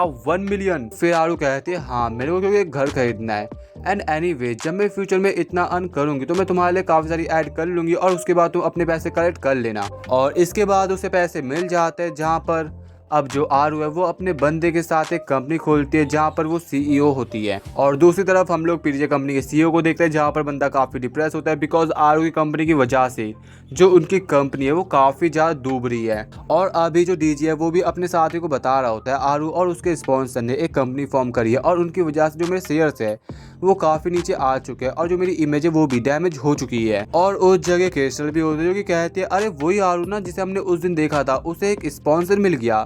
और गन जवाब देता है, वो रियली में एक पावरफुल मॉब स्टार है, और यहाँ पर वो जिनकी बात कर रहा है। एंड इसके बाद डीजी उन्हें कुछ ऐसा बताता है जो कि वहाँ पे सभी के होश उड़ा देता है, लेकिन अभी हमें नहीं बताया गया। और इसके बाद हम लोग देखते हैं एक जगह को जहाँ पर आरू अपने फर्स्ट शूट के लिए आ रखी होती है। एंड अभी ना उसे ऐसा लग रहा होता है कि फाइनली वो पॉइंट आ चुका है जब वो टॉप पर क्लाइंब कर जाएगी। और अब फाइनली वहाँ पर कौन शूट शुरू होने वाला है, जो सुनने के बाद जो आरू है वो काफ़ी सरप्राइज हो जाती है। वो सोचती है ये क्या बोल रहा है, लेकिन गाइज तुम समझ गए होगे कि मैं किस चीज़ की बात कर रहा हूँ, और हम लोग उस चीज़ का नाम उस शब्द को नहीं बोल सकते हैं। और अब जिन काफ़ी सीरियस वे में आरू कह रहा है, तुम्हें क्या लगता है मैं कोई जोकर हूँ, तुम मेरे ऐसे सारे पैसे उड़ा दोगे और मेरे को पता नहीं चलेगा? और तुम्हें क्या लगता है जो तुम दूसरे लड़कों को अपने मैसेज भेजती हो मेरे को वो बात भी पता नहीं है? और आरू चिल्लाते हुए कहती है, ऐसा नहीं है, तूने ये सारी बातें कहाँ से सुनी? लेकिन फिर उसके सामने उसका मैनेजर आता है, जो कि उसका गर्दन पकड़ता है और कहता है, शट अप बिच। और अब उसका मैनेजर काफी गुस्से में उसे कहता है, तुम जानती भी हो उसने मेरे को तुम्हारा मैनेजर क्यों बनाया? बिकॉज मैं तुम्हें ऑब्जर्व कर सकूं, एंड तुम्हें सर्व करने के चक्कर में मैंने अपना मुंह तुड़वाया है। और फिर आरू चीखते हुए कहती है, जो तुम कर रहे हो वो सब क्राइम है, तुम लोग गैंगस्टर हो। पर अब उसके सामने उसकी कंपनी का सीईओ आ जाता है और कहता है, चलो अगर तुम्हें ऐसा लग रहा है कि क्राइम है तो हमारे $1 मिलियन वापस दो।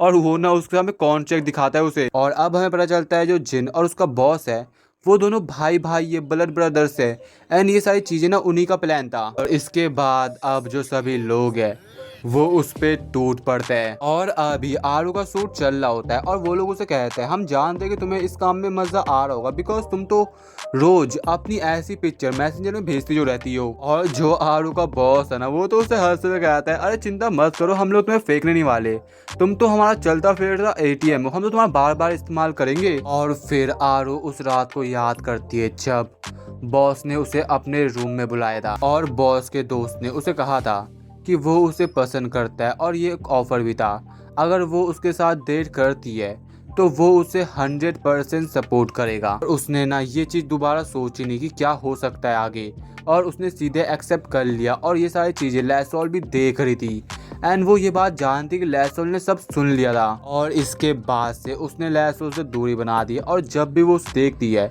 तो वो उसकी मिजरी को नहीं देख सकती। एंड इसके बाद उसे ऐसा लग रहा था कि जो भी उसके साथ हुआ है लैसोल ने शायद ओलिवर को बता दिया होगा, जिसके बाद वो उसके कॉल्स को भी अवॉइड करने लग गई। और उस दिन के बाद से उसने ओलिवर को अपने हार्ट से इरेज कर दिया। उसे ऐसा लग रहा था कि उसके पास केवल यही रास्ता है सक्सीड होने का, एंड उसने अपने आप को बेच दिया सक्सेस होने के लिए, अपने गोल को अचीव करने के लिए। वो सभी को प्रूव करना चाहती थी जो रास्ता उसने चुना है वो सही है, लेकिन वो गलत थी। और अभी जो जिनका मैनेजर है वो आरू के मुक्का मारने के लिए आगे बढ़ता है, बिकॉज वो अपने सूट में बाधा डाल लिए होते हैं, लेकिन तभी जिस जगह वो होते हैं उस जगह दरवाजा को खटखटाता है, जिसके बाद अगले पैनल में उस जगह दरवाजा टूटता है और उस जगह एंट्री होती है उसके दोस्तों की। और फिर उनका बॉस उन्हें कहता है, यहाँ पर तुम लोग क्या कर रहे हो, क्या तुम यहाँ पर हम बड़ों का काम देखने के लिए आए हो? और फिर क्रिस्टल बोलती है, मैं यहाँ पर तुम्हें बताने आई जो मेरे फादर ने मेरे को बताया है। और अभी ना वो अपने मन में सोचती है, थैंक गॉड हम लोग यहाँ पर लेट नहीं हुए। और फिर हम लोग कुछ घंटे बाद का सीन देखते हैं जब बिग डैनियल डीजी के रूम में जा रहा होता है उससे बात करने के लिए, लेकिन तभी दरवाजा खटखटाने से पहले वो सुनता है जो वो लोग हैं वो आरू को फोर्स करने वाले वो वैसी पिक्चर खींचने के लिए। और फिर किसने चिल्लाते हुए कहती है, हम लोग ऐसा नहीं होने दे सकते, ये एक क्राइम है, गन जल्दी से मेरे डैड को कॉल करो। और गन भी लाइक बॉस को, लेकिन क्यों? और फिर क्रिस्टल बताती है जो मेरे डैड है वो शेयर होल्डर है, वो ये काम रोक सकते हैं, और जो गन है वो नहीं चाहता, लेकिन फिर भी वो बॉस को कॉल लगाता है। और अभी जो गन है वो क्रिस्टल को बताता है कि वो वहाँ पे पहुँचने में लेट हो जाएगा बिकॉज उसे उसके डैड से मिलना पड़ेगा। लेकिन तभी उसके पास ओलिवर और लेजोल आते हैं जो कि उन्हें कहते हैं, आमिर क्रिस्टल को बोलते हैं हम लोग तुम्हारे साथ जाना चाहते हैं। और फिर क्रिस्टल उनसे पूछते हैं तुम लोग हो कौन?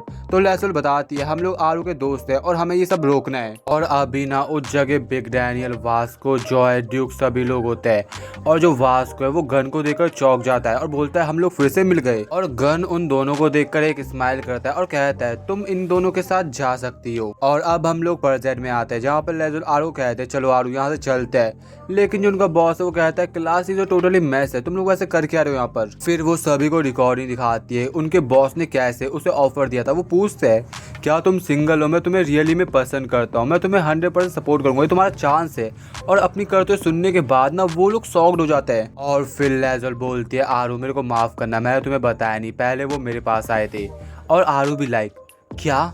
और लेजोल सभी को बताती है तुम्हें याद है वो आईपॉड जो तुमने मेरे को मेरे बर्थडे के दिन गिफ्ट करा था? मैं उसे हर जगह ले जाती हूँ और उस दिन भी मैं उसे अपने साथ लेके गई थी और मैं डर गई थी इसीलिए मैंने रिकॉर्ड करा था और ऐसा प्रिटेंड करा कि वो लोग मेरे को अप्रोच कर रहे हैं, मैं ये बात जानती नहीं हूँ। और मेरे को ऐसा लगा अगर तुम्हें ये सब पता चला कि सबसे पहला ऑफर मेरे को आया, मैं फर्स्ट थी, तो तुम्हें गुस्सा आएगा और मैंने इसलिए इसे रिजेक्ट कर दिया। मेरे को लगा ये सारी जो चीज़ है वो तुम्हारी फीलिंग्स को हर्ट करेगी, लेकिन जब मैंने तुम्हें देखा कि तुम काफ़ी खुश हो तो मैंने अपना मुंह बंद कर लिया। और एक्चुअली मैं चुप इसलिए थी बिकॉज मैं डरी हुई थी। मेरे को माफ़ करना मेरी दोस्त।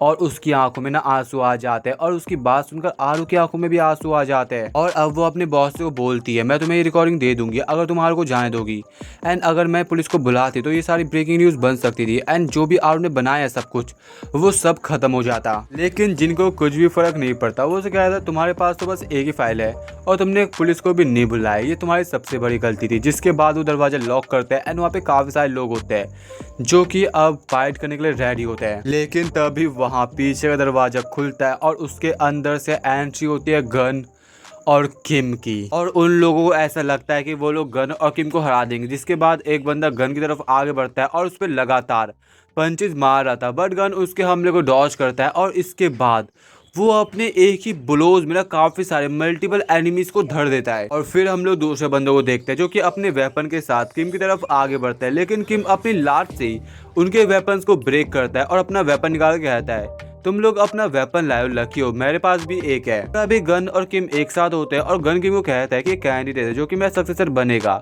और फिर किम उसे कहता है सो तुमने यहाँ पर अपने सक्सेसर को भेजा जो कि गैम्बलिंग प्रोवाइड कराता है। और अभी गन थोड़ा गुस्से में कहता है वही मेरा एक कैंडिडेट था।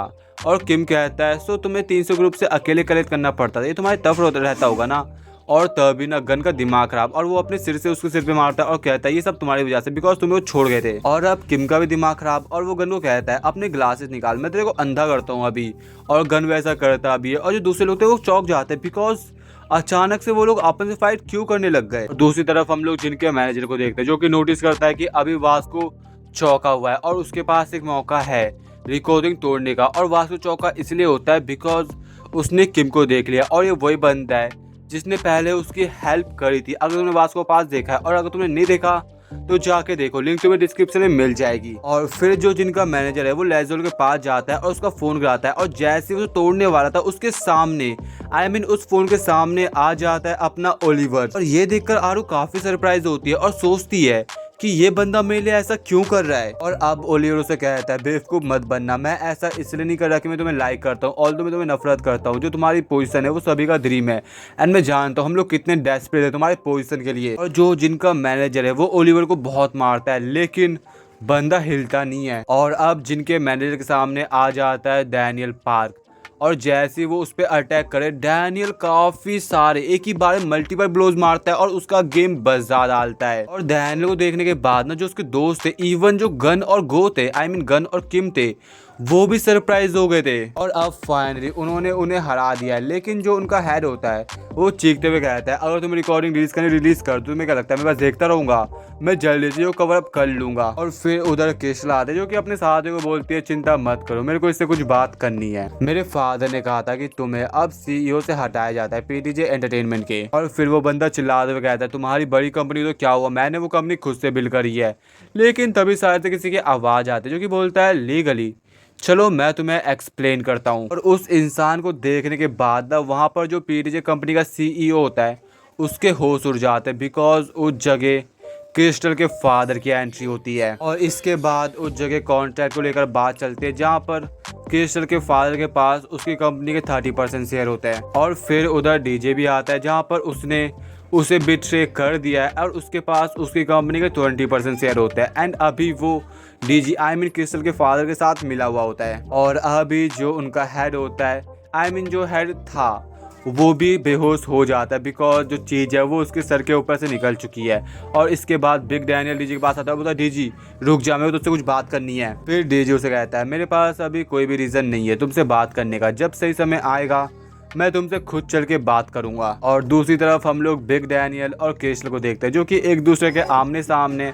और बिग डैनियल क्रिस्टल को देखकर अपने मन में सोचता है ये तो शायद उस क्रिस्टल की बहन है, क्या मैं इससे हेल्प लूँ से मिलने के लिए।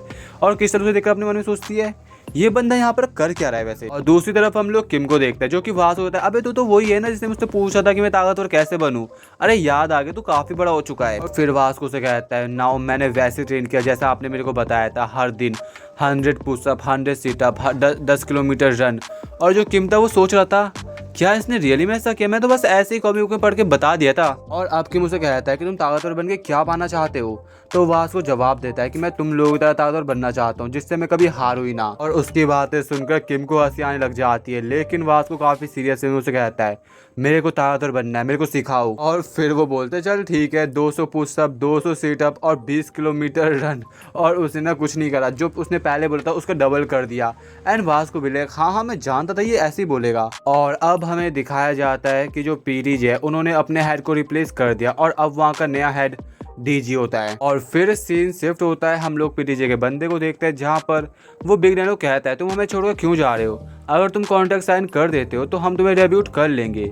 लेकिन बिग डैनियल जवाब देता है ये जगह मेरे सूटेबल नहीं है, मेरे को माफ करना। और दूसरी तरफ हम लोग देखते हैं ओलिवर को जो कि अपना डांस दिखा रहा होता है और हमें बताया जाता है फाइनली अब बंदा डेब्यूट हो चुका है और जो लैजोल है उसे क्लास 1 का ट्रेनी बनाया जा चुका है, वो प्रमोट हो चुकी है। फिर सीन ड्यूक पे शिफ्ट होता है जहाँ पर जो उसकी दादी है वो उसके पकड़ कर रो रही होती है क्योंकि हमें बताया जाता है PTJ की कंपनी में क्लास B में ड्यूक का एडमिशन होता है और वो सोचता है मैंने कर दिखाया, मैं क्लास B में पहुंच गया। और लास्ट में हमें बिग डैनियल की प्रोफाइल दिखाई जाती है जिसे कोई स्टॉक कर रहा है और उसने ना बिग डैनियल की फोटोज में फोटोज इतनी सारी फोटोज रख ली है ना, देखकर लग रहा है कि ये बिग डैनियल की डाई हार्ट फैन है। और फिर सीन शिफ्ट होता है, हम लोग जियो को देखते हैं जो कि स्कूल में लिमिटेड एडिशन वाला बैग लाके फ्लैक्स मार रहा होता है और बंदे को ना ऐसा लग रहा होता है कि जो उसके दोस्त है वो भी उसी के सेम लेवल पर है और यहाँ पर वो जय और डैनियल की बात कर रहा है। और फिर उधर जय और बिग डैनियल आते हैं और जो दूसरे लोग थे वो उन्हीं के बारे में बात कर रहे थे और कोई भी जियो को भाव नहीं दे रहा होता और उनके जो ब्रांड्स होते हैं वो भी काफी लग्जरी होते हैं। और अभी जियो जय और बिग डैनियल को देखकर अपने मन में सोचता है इन्हें क्या है पता मैंने कितना हार्ड ट्राई करा है इस बैग को खरीदने के लिए, इन्हें पैसों की पता ही नहीं बिकॉज इन्होंने लाइफ में 1 रुपए तक नहीं कमाए। बट जो जियो है ना उसने भी पैसे कमाए नहीं, अपनी मॉम से भीख मांगे पैसे। और फिर जय बिग डैनियल की तरफ भागता है लेकिन इस चक्कर में उसका वॉलेट गिर जाता है और इस चीज को जियो नोटिस कर चुका है जिसके बाद उसे बुलाता है बट वो सुनता नहीं है और उसके दिमाग में आता है एक आइडिया, इसे मैं छुपाता हूँ और थोड़ा उसके मजे लेता हूँ। और अभी जियो के पास काफी सारे स्नैक्स होते हैं जिनको पाने के बाद वो काफी खुश होता है और जय का शुक्रिया कहता है। और अभी बारी आती है पेमेंट की जहाँ पर जय अपनी पॉकेट से कुछ निकाल रहा होता है और जो को ऐसा लगता है शायद वो अपना वॉलेट निकाल रहा है और उसे यहाँ पे परेशानी आने वाली है, लेकिन वो फोन से पे कर दे रहा है। और फिर बंदा बाथरूम में बैठ के सोच रहा होता है क्या मेरे को जय का पर्स वापस कर देना चाहिए, लेकिन तभी बंदे की नज़र एक ऐसी चीज पे पड़ती है जो कि उसके होश उड़ा देती है। बिकॉज उस जगह एक चेक होता है, वो भी $10,000 का। और फिर बंदा दुविधा में पड़ चुका है क्या उसे जय के पर्स को वापस करना चाहिए या उसे सिंपली सॉरी बोल देना चाहिए। लेकिन अब वो उसे उसके पर्स देने वाला है, बट सीक्रेटली। और फिर हम लोग देखते हैं जय को, जिसके पीछे जियो होता है और वो सोचता है कि लेफ्ट मेरा ओपन है, मैं चल के इसके पॉकेट के अंदर इसका वॉलेट डाल दूंगा।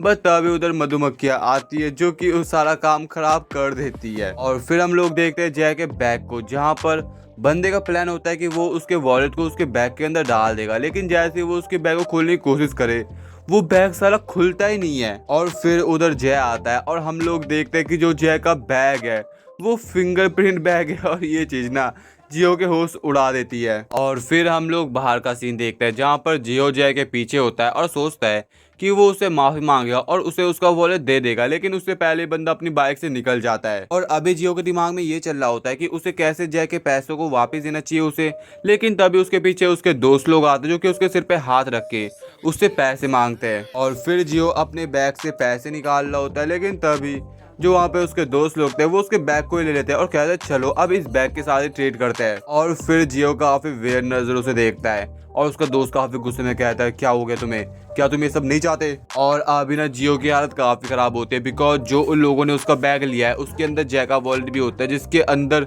$10,000 है। और फिर बंदा रोते रोते स्मॉल डैनियल के पास आता है और उसे सारी सिचुएशन बताता है, जिसके बाद अब वो लोग चले जाते हैं उस एरिया में जहाँ पर उसके दोस्त लोग होते हैं। और फिर जियो का दोस्त फूकते हुए उसे कहता है ओए क्या तेरे को वो बैग चाहिए। और जो उसके साइड में लड़की झूला झूल लेती है वो हंसते हुए कहती है अच्छा तो तूने उन बच्चों से बैग लिया तो कहता तूने उस बैग को खरीदा है, लोल। और अभी वो लोग कुछ बोल नहीं पाते, लेकिन जो उसका दोस्त होता है वो काफी गुस्से में कह रहा होता है झूला झूलते हुए, हे क्या मैंने तुझसे तेरा बैग चुराया, ये तो बस एक एक्सचेंज था, तू मेरे को यहाँ पर एम्बैरेस कर रहा है, क्या तू अपने दोस्त को लाकर यहाँ पे कुछ स्टार्ट करने वाला है। लेकिन फिर जियो चिल्लाते हुए कहता है मेरे को मेरा बैग वापस दो, जिसके बाद जियो के मुंह पे एक जोरदार किक पड़ती है। एंड अब बाद में वो लोग घर जा रहे होते हैं और जियो रोते हुए कह रहा होता है अबे हमें रिपोर्ट करना पड़ेगा। और अभी जियो को ऐसा रोते हुए देखकर ना स्मॉल डैन को बिल्कुल भी अच्छा नहीं लगता, जिसके बाद वो अपनी बड़ी बॉडी के साथ उनके पास आता है और कहता है मेरे दोस्त ने कहा ये जो बैग है ये उसका है, सॉरी लेकिन क्या तुम मेरे को वो बैग दे सकते हो। और फिर उनके पास कोई भी ऑप्शन नहीं होता, बिकॉज वो लोग जानते हैं कि अगर वो बिग डैनियल से फाइट करे तो वो लोग पहले जाएंगे, जिसके बाद वो जियो का बैग उसे वापस देते हैं। और फिर सीन शिफ्ट होता है, हम लोग देखते हैं जय के घर को जो कि काफ़ी शानदार होता है। और उसके घर में जय जियो और बिग डैनियल आए हुए होते हैं। और जियो ना जय के घर में उसके वर्ल्ड को वापस करने के लिए आया हुआ होता है, लेकिन तभी उसके घर के अंदर से जॉय निकालती है और बोलती है ओए डैनियल तू यहाँ पर क्या कर रहा है। एंड डैनियल भी काफी सरप्राइज। और अब बिग डैनियल जॉय से पूछता है वैसे जय कहाँ पर है, तो जॉय जवाब देती है वो अभी बाहर निकला था लेकिन मैंने उसे टेक्स्ट कर दिया कि तुम यहाँ पर आए हो, तो उसने मुझे जवाब दिया कि वो अभी आ रहा है। और फिर बिग डैनियल कहता है अच्छा लेकिन अकेले तुम यहाँ पर कर क्या रही हो, तो जो है जवाब देती है जय ने मेरे को कहा कि मैं उसके वॉलेट को ढूंढूं। और ये सुन के ही ना जियो के कानों से खून निकल जाता है, बिकॉज जो उसका वॉलेट है वो तो उसके पास है। और जैसे बिग डैनियल जॉय को उसके पर्स के बारे में बताने वाला था तभी जियो उसका मुंह बंद करता है, क्योंकि वो इतनी खूबसूरत लड़की के सामने सॉरी नहीं बोलना चाहता। और अभी बंदे का प्लान होता है कि वो सिंपली जय के रूम में उसके वॉलेट को फेंक देगा। और अब बंदा फाइनली जय के रूम में पहुंच चुका है, जहां पर उसके सामने काफी सारे पपीज होते हैं, लेकिन फिर भी वो हार नहीं मानता और उस वॉलेट को वहां पे फेंक देता है। और बंदे को लगता है कि उसने अपना काम कर दिया, लेकिन फिर उस जगह उन पपीज की मॉम की एंट्री होती है। और अभी जियो की हालत तुम लोग खुद देख सकते हो, बंदा जख्मी हीरो बन चुका है। लेकिन तभी उसकी नज़र एक थैली पर पड़ती है जहाँ पर जिसके अंदर काफ़ी सारे चेक्स होते हैं, और एक्चुअली में वो सारे कूपन होते हैं जिसमें अपने बिग डैनियल की फ़ोटो बनी हुई है। और जो जियो है वो समझ जाता है उसका कट चुका है। और फिर सीन शिफ्ट होता है, हम लोग देखते हैं अभी जो स्मॉल डैनियल है वो वास्को भाई के साथ प्रैक्टिस कर रहा होता है। और वास्को स्मॉल डैनियल को देखकर अपने मन में सोच रहा होता है हमें ट्रेनिंग करते करते 3 महीने हो गए, लेकिन साले का अभी तक वेट कम क्यों नहीं हुआ। और फिर सीन शिफ्ट होता है, हम लोग स्मॉल डैनियल को देखते हैं जो कि अभी दुकान में, और कोई बंदा तो सुनार होता है, जो कस्टमर होता है, मैंने तेरे को कहा था ना इसे हीट कर देना, तो तूने ऐसा क्यों नहीं करा, क्या मैं तेरे को मजाक लग रहा हूँ। लेकिन तभी उधर वास्को भाई भी आया हुआ होता है और उसे कहता है तो खुद ही हीट कर ले। और यहाँ पर वो इसीलिए आया बिकॉज वो पता लगा सके कि साले इस स्मॉल डैनियल का जो वेट है वो कम क्यों नहीं हो रहा है। और फिर वो बंदा कहता है अबे साले तू कस्टमर से इतना रूड कैसे हो सकता है। और वास्को भाई जवाब देता है थोड़े तू मैनर सीख ले, जो वर्कर्स है वो भी लोग होते हैं। इसके बाद बंदा अपनी गलती समझता है और उससे माफी मांग के वहां से निकल जाता है। एंड स्मॉल डैन भी लाइक साला ये काम कर गया तरीका। और अभी वास्को स्मॉल डैन को देखकर सोचता है कि जो डैनियल है वो काफी वर्कआउट भी करता है, काफी सिंसियर है, लेकिन जो इसकी एनर्जी है वो प्रिजर्व कैसे रह सकती है। लेकिन तभी वो नोटिस करता है साला जो स्मॉल डैनियल है वो जंक फूड खा रहा है। और अब वास्को स्मॉल डैनियल के पीछे आता है और बोलता है डैनियल मैं समझ चुका हूँ रियल प्रॉब्लम क्या है। प्रॉब्लम एक्सरसाइज नहीं है, प्रॉब्लम तुम्हारी टाइम और डाइट का है। और डाइट के डे 1 के अंदर ना भाई की हालत खराब हो जाती है, उसे लगता है यार मैं तो कुछ खाया ही नहीं है। और अभी स्मॉल डैनियल रो रहा होता है कि एटलीस्ट मेरे को 3 बार तो खाना चाहिए। लेकिन तभी बंदे के दिमाग में एक आइडिया आता है और वो नोटिस करता है कि जो उसकी दूसरी बॉडी है वो जितना भी खाए चेंज नहीं होती, बढ़ती नहीं है। एंड फिर वो डिसाइड करता है अब वो उस बॉडी के अंदर खाना खाएगा। और फिर हम लोग स्कूल का सीन देखते हैं जहाँ पर बिग डैनियल ठूस के खा रहा होता है काफी सारा। और उसे देखकर भी जो लड़कियां थी वो इम्प्रेस हो रही होती है, आई डोंट नो इन्होंने उस पर क्या देख लिया। और इसके बाद हम लोग स्मॉल डैनियल घर का सीन देखते हैं जहाँ पर स्मॉल डैनियल समझ जाता है कि फर्क नहीं पड़ता वो अपनी बड़ी वाली बॉडी के अंदर कितना भी खा ले, लेकिन उसे इस वाली बॉडी के अंदर भी खाना खाना पड़ेगा। और फिर हम लोग ट्रेनिंग का सीन देखते हैं जहाँ पर बंदे की हालत काफी खराब है बिकॉज उसने सही से कुछ खाया ही नहीं है। और जैसे ही वो बनाना निकालता है खाने के लिए उसे वास को पकड़ता है और खुद खा लेता है। और इस चीज के बाद बंदा बावला हो चुका था और इसके बाद वो एक जोरदार पंच वास्को भाई पे मारता है। और वास्को भाई सरप्राइज की इसके अंदर इतनी पावर आ कहां से गई। और फिर वास्को भी फाइट पोजीशन में आ जाता है और कहता है डैनियल रिलैक्स, अरे कोई बात नहीं। लेकिन जो स्मॉल डैनियल वो रोते हुए कहता है मेरे को वो बनाना चाहिए। और जैसे स्मॉल डैनियल एक और पंच मारने के लिए आगे बढ़े तभी वो उसके गले पे मारता है जिससे वो उसे बेहोश कर देता है।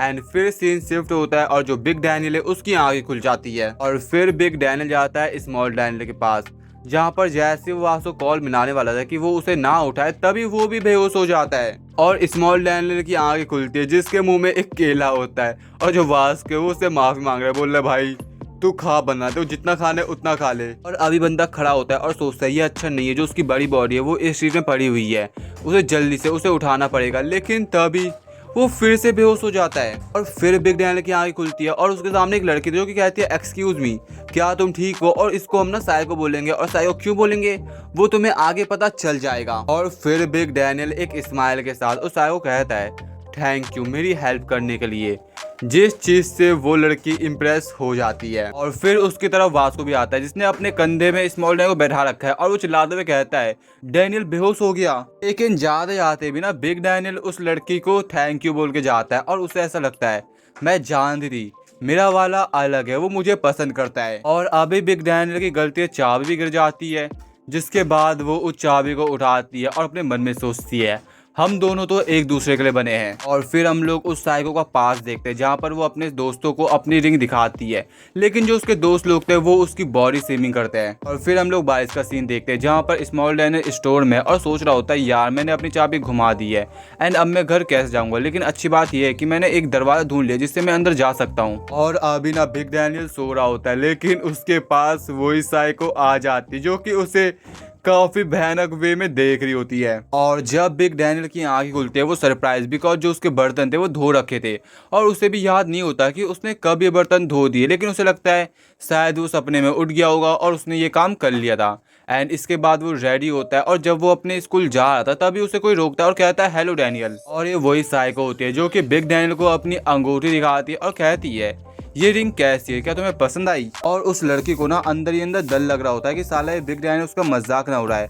लेकिन बिग डैनियल उसे जवाब देता है ये काफी खूबसूरत है, क्या तुमने इसे बनाया? और फिर वो लड़की काफी खुश और सोचती है मैं जानती थी ये बंदा काफी अलग है और काफी अच्छा इंसान है। और तभी उधर जोई आते जो कि बिग डैनियल को बोलती है क्या तुमने अपना होमवर्क फिनिश कर दिया? और बिग डैनियल भी लाइक कौन सा होमवर्क? लेकिन उसे देख कर ना वहाँ पे एक इंसान खुश नहीं था बिल्कुल भी, जो कि होती है वही साइकोपाथ। और अभी जोई बिग डैनियल काफी क्लोज होती है, उसने उसके हाथों को पकड़ा हुआ है। लेकिन बिग डैनियल उस साइकोपाथ की तरफ देखता है और कहता है तुम्हें यहाँ से चले जाना चाहिए नहीं तो तुम्हें ठंड लग जाएगी। और फिर जोई भी उस साइकोपाथ के पास आती है और उसे एक हॉट पैक देती है। और अभी उस लड़की का दिमाग खराब हो रहा होता है, वो अपने मन में सोचती है साली ये कहाँ से आ गई, ये हमें सेपरेट करना चाहती है। लेकिन फिर उसे लगता है नहीं, उसने मेरे को कहा कि मैं अंदर जाऊँ, वो अभी मेरे लिए काफी अच्छा है। जिसके बाद वो अंदर जाती है लेकिन अपने बिग डैनियल के घर में। एंड फिर वो बिग डैनियल घर से बर्तनों को उठाती है और साफ करने लग जाती है, लेकिन वो साफ अपनी जीप से कर रही होती है। और फिर वो साइकोपाथ बिग डैनियल के बेड में जाती है उसे सही करने के लिए, लेकिन तभी वो नोटिस करती है उस जगह तो अपना स्मॉल डैनियल है। और ये देखकर वो साइकोपाथ काफी गुस्से में, और वो सोचती है बंदा है कौन, ये सोन यहाँ पर कर क्या रहा है। वो लड़की ना काफी गुस्से में आ जाती है, वो सोचती है ये जगह तो मेरी है, इस जगह तो मेरे को होना चाहिए था। जिसके बाद वो नाइफ उठाती है, लेकिन तभी उधर बिग डैनियल आ जाता है जो कि नोटिस करता है कि जो नाइफ है वो वहाँ पे पड़ी हुई है, और उसे थोड़ा अजीब लगता है। और वो ये भी देखता है कि जो उसके बर्तन है वो बिल्कुल साफ है। और जब बंदा नहा रहा होता है तो उसे दूर से वही स्टॉकर यानी वो साइकोपाथ देख रही होती है। और अब स्मॉल डैनियल काम के लिए निकल जाता है, लेकिन जब वो निकलता है तो जो बिग डैनियल है वो सो जाता है, और इस चीज को वो साइकोपाथ देख रही होती है। और दूसरी तरफ हम लोग क्रिस्टल को देखते हैं जो कि बिग डैनियल घर पे नजर रख रही है, लेकिन तभी उसके नजर साइकोपाथ पे पड़ती है जो कि उसके घर से गार्बेज निकाल ली होती है। और फिर वो साइकोपाथ क्रिस्टल को बोलती है मैं उसकी रिलेटिव हूँ, क्या तुम डैनियल के दोस्त हो। और फिर क्रिस्टल एक स्माइल के साथ बोलती है हाँ यस, और उसे लगता है कि हाँ शायद इसकी सिस्टर हो सकती है। और इसके बाद वो काफी गुस्से में कहते हैं क्या तुम उसके काफी क्लोज हो, और इस चीज के लिए ना क्रिस्टल मना कर देती है। बट अभी जो साइकोपाथ है उसका दिमाग खराब हो रहा है, वो अपने नाखूनों को चबा रही होती है। वो अपने मन में सोचती है उस लड़की ने मेरे को देख लिया, अब वो क्या करना चाहिए, मैं यहाँ पर नहीं रह सकती हूँ। जब उस जगह स्मॉल डैनियल और जोई स्टॉक के बारे में बात कर रहे होते तभी उधर जो क्रिस्टल है वो भी आ जाती है। और फिर किसी बोलते डैनियल क्या तुम्हारी कोई बहन है। और फिर उस जगह स्मॉल डैनियल आता है जो कि नोटिस करता है कि उसकी बॉडी और जो दूसरी चीज है वो सही से पड़ी हुई है। और अभी ना उसे लगता है कि शायद वो लड़की यहाँ से चले जा चुकी है, और अच्छा यही होगा कि वो लॉक को चेंज कर दे। फिर हम लोग अगले दिन का सीन देखते हैं जहाँ पर क्लास खत्म हो चुकी है और जो बिग डैनियल है वो अपने घर में आता है, और अभी वो देखता है कि जो चीजें वो वैसी पड़ी है जैसा उसने रखा हुआ था। और फिर हम लोग एक कॉकरोच को देखते हैं जो कि उस लड़की के ऊपर चढ़ी हुई होती है, और जो बिग डैनियल है उसके नीचे ही वो साइकोपाथ होती है। और गाइस अगर ऐसा हो तो किसी की फट के हाथ में आ जाएगी। और फिर बिग डैनियल अपनी बॉडी को चेंज करता है, और इस सब चीजों को ना वो लड़की नोटिस कर रही थी और वो समझ जाती है। जब भी वो अपनी बॉडी को चेंज करता है वो बेहोश हो जाता है। और अब वो लड़की काफी भयानक वे में बिग डैनियल की तरफ देखते हैं और अपने मन में सोचते हैं कैसा रहेगा मैं उनमें से एक बॉडी को ले लूं अपने साथ। और फिर सीन शिफ्ट होता है, हम लोग देखते हैं क्रिस्टल और स्मॉल डैनियल को जो कि जॉगिंग कर रहे होता है। उसे देखकर स्मॉल डैनियल अपने मन में सोचता है कि दोनों बहनें इतनी अलग कैसे हो सकती है, क्रिस्टल इससे काफी अच्छी है। और दूसरी तरफ जो क्रिस्टल है वो भी अपने मन में सोचती है जो स्मॉल डैनियल है वो काफी काइंड है एक एनिमल की तरह और काफी हार्ड वर्किंग है, लेकिन मेरे को समझ नहीं आता कि ये उस गुंडे के साथ रहता क्यों है। आई गेस ये काफी काइंड है इसीलिए। और फिर क्रिस्टल उससे पूछते है वैसे तुम मेरे को ये बताओ कि उस दिन के बाद से क्या वो लड़की तुम्हारे घर में दिखाई दी।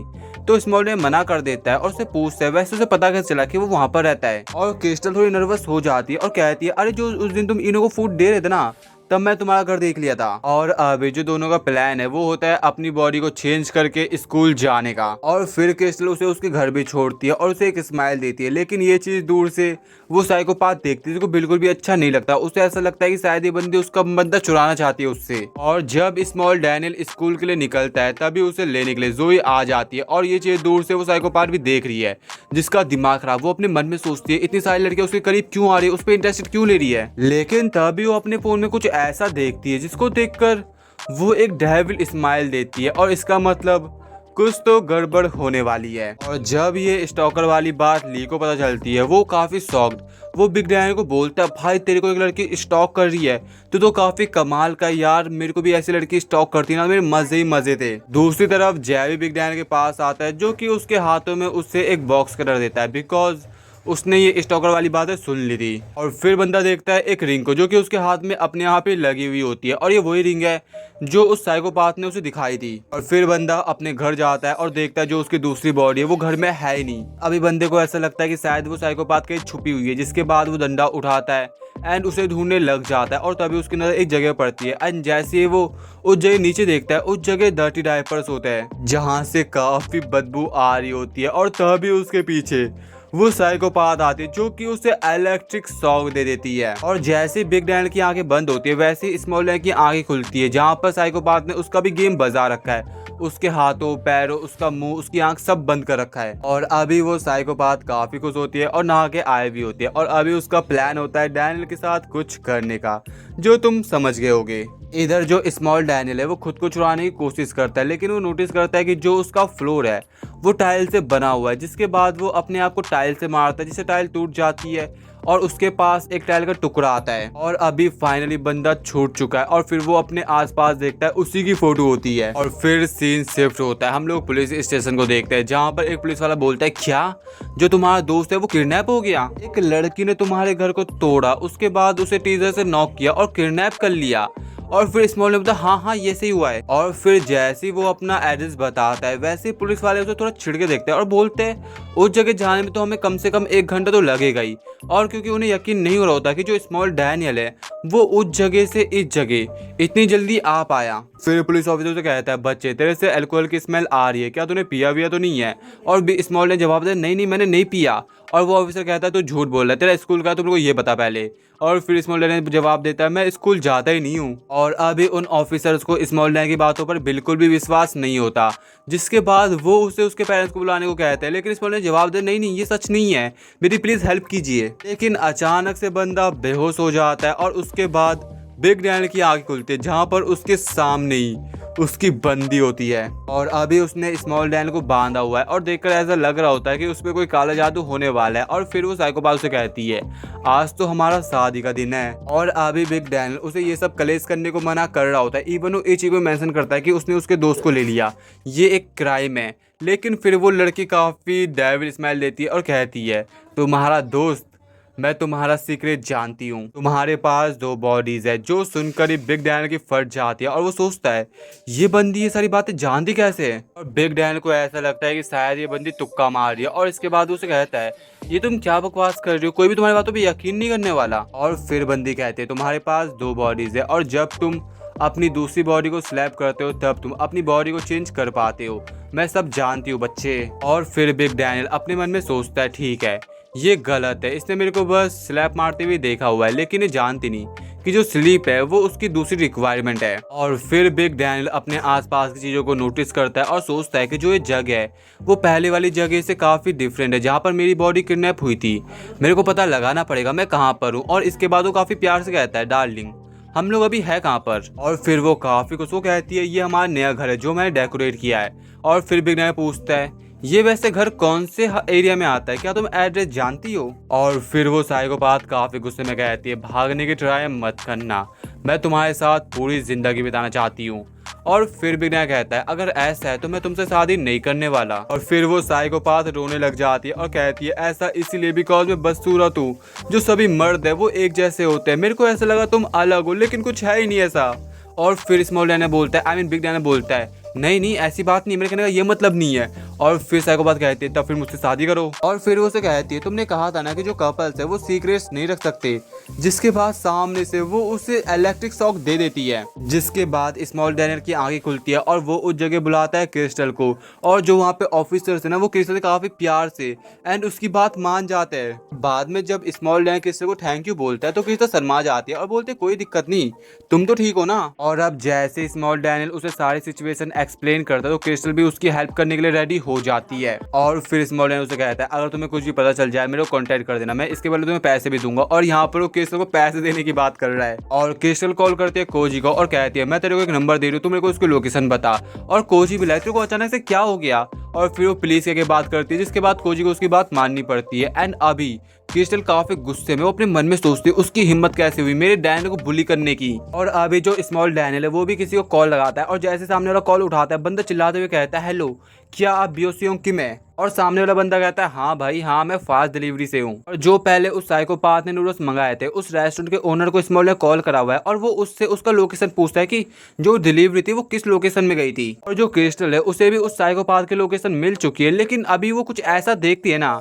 उसके होश उड़ जाते हैं। और तभी उसके पीछे वो साइकोपाथ आती है जो कि उसे बिजली का झटका दे देती है और कहती है, तुम यहाँ पे मेरा बंदा चुराने के लिए आई थी, लेकिन मैं खुश हूँ कि मैं तुम्हें पकड़ लिया। बिग डैनियल और क्रिस्टल अभी उसके चंगुल में आ चुके हैं और क्रिस्टल उसे कहती है, मेरे को तो याद है तो वही डीजी क्रेजी फैन थी ना। और अभी वो साइकोपाथ ब्राइट ड्रेस में होती है और कहती है, ओ अच्छा तू मेरे एक्स की बात करे तो तू ही वो लड़की जिसने मेरे सभी बंदों कन्वर्ट करे, तूने मुझसे मेरा रील छीन लिया, लेकिन अभी मैं एक शादीशुदा सुंदरी बन चुकी हूँ, ब्राइड बन चुकी हूँ। और फिर क्रिस्टल उसे कहते हैं तू जानती है तूने यहाँ पे 3 लोग किडनैप कर रखा है।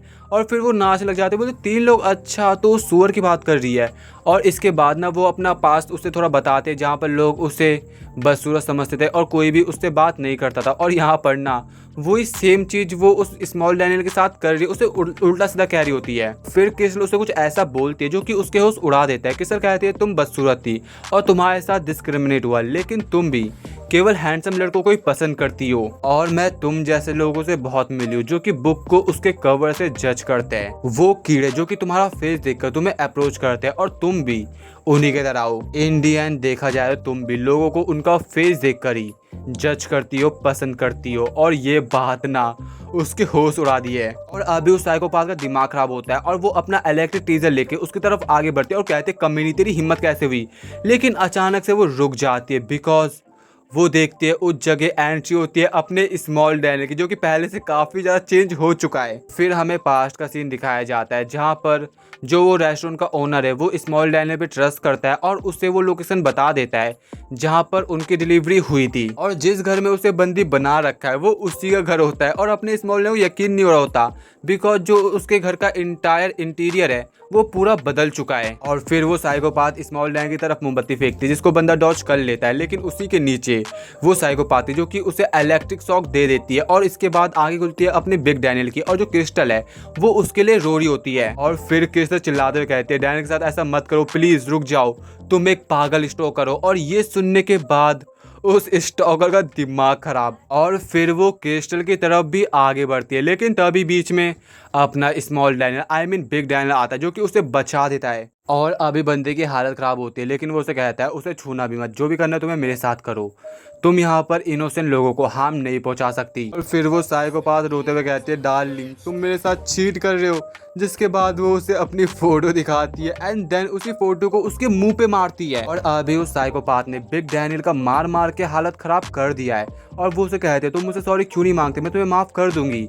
लेकिन बिग डैनियल जवाब देता है नहीं, मैं तुमसे शादी नहीं करने वाला हूँ। और अभी बिग डैनियल ने उस साइकोपाथ का सारा अटेंशन अपनी तरफ खींचा हुआ है और जो क्रिस्टल है वो वहाँ से निकल ली होती है। लेकिन तुम्हारे दिमाग में चल रहा होगी ऐसा कैसे हो गया, तो हमें इसका रीजन ही बताया जाता है कि जब पहले उसने इलेक्ट्रिक टीजर से अटैक लिया था तब उसी दौरान उसने अपना बॉक्स कटर क्रिस्टल को दे दिया था। और अभी जो साइकोपाथ है वो बिग डैनियल को काफी बुरा धो रही होती है और ये सारी चीजें ना दूर से क्रिस्टल भी देख रही है। और उसे बिग डैनियल की वो बात याद आती है जब उसने कहा था उसकी चिंता वो ना करे और यहाँ से निकल जाए। लेकिन जैसे ही वो दरवाजा खोलने वाली थी तभी उस साइकोपाथ की नजर पड़ती है क्रिस्टल पे जो कि उसके चंगुल में है ही नहीं। और फिर वो काफी तेजी से क्रिस्टल की तरफ आगे बढ़ती है और देखकर ऐसा लगता है कि अब फिर से आई थिंक क्रिस्टल का गेम ओवर होने वाला है, फिर से वो बेहोश होने वाली है। फिर सीन शिफ्ट होता है, हम लोग कोजी को देखते हैं जहाँ पर वो गन को बताता है कि वो अकेले एक डिस्ट्रिक्ट में गई है तो वो कब आने वाला है। और फिर गन जवाब देता है तुम्हें उसकी चिंता करने की कोई भी जरूरत नहीं है बिकॉज उसने मुझसे जो चीजें सीखी है। और अभी ना उसके मुंह पे एक जोरदार किक पड़ती है जिसे देखने के बाद बिग डैनियल भी सरप्राइज कि भाई ये सब कैसे जानती है। और फिर क्रिस्टल उसे कहती है तुमने डैनियल को काफी बैडली हर्ट किया, इवन उसने कुछ गलत किया भी नहीं है। और अब क्रिस्टल खुद गेट को बंद करती है और काफी चौड़ में कहती है तुम्हें डैनियल को नहीं मारना चाहिए था, तुमने अपनी लाइफ की सबसे बड़ी गलती कर दी एंड अब तुम यहाँ से नहीं जा पाओगी। फिर वो साइकोपाथ क्रिस्टल को पकड़ लेते हैं, लेकिन क्रिस्टल अपने एल्बो से उसकी पीठ को तोड़ देती है और जिस जगह वो साइकोपाथ गिर रही है उस जगह इलेक्ट्रिक टीजर भी होता है जिससे वो उसके कॉन्टेक्ट में आती है और उसका गेम ओवर। और अभी बिग डैनियल और क्रिस्टल रियलाइज करते हैं कि उन दोनों ने एक दूसरे को मिसजज कर लिया था। और इसके बाद सीन शिफ्ट होता है और हम लोग देखते हैं उस साइकोपाथ को जिसको पुलिस पकड़ ले जा रही होती है। लेकिन वो साइकोपाथ ज्यादा चिल्ला रही होती है कि इस इंसान के पास 2 बॉडी है, उसके मुंह थप्पड़ मारो देखना दूसरा उठ जाएगा। और जो small Daniel I mean big Daniel था वो अपने मन में सोचता है अरे कोई बात नहीं, कोई भी उस पर भरोसा नहीं करेगा। लेकिन क्रिस्टल ना वो वाली बात सुनकर थोड़ा सरप्राइज हो जाती है और इसी के साथ ही जो अपनी स्टॉकर आर्क है वो खत्म हो जाती है। एंड गाइज अगर तुम्हें आज की वाली वीडियो पसंद आती है तो वीडियो को लाइक, चैनल को सब्सक्राइब एंड इस वाली वीडियो को अपने दोस्तों के साथ शेयर कर देना। एंड साथ तुम्हारा कोई भी डाउट होता है किसी भी एनिमे, किसी भी सीरीज, या तुम लोग चाहते हो कि हम लोग तुम्हारी फेवरेट सीरीज को कवर करें तो तुम लोग हमें कमेंट में या इंस्टाग्राम पे डीएम कर सकते हो, लिंक तुम्हें डिस्क्रिप्शन में मिल जाएगा। और अभी हम लोग 1K सब्सक्राइबर से काफ़ी ज़्यादा करीब है तो उसे भी प्लीज़ करा देना। तो अब मिलता है नेक्स्ट वीडियो में, तो अभी के लिए टाटा बाय बाय सायोनारा।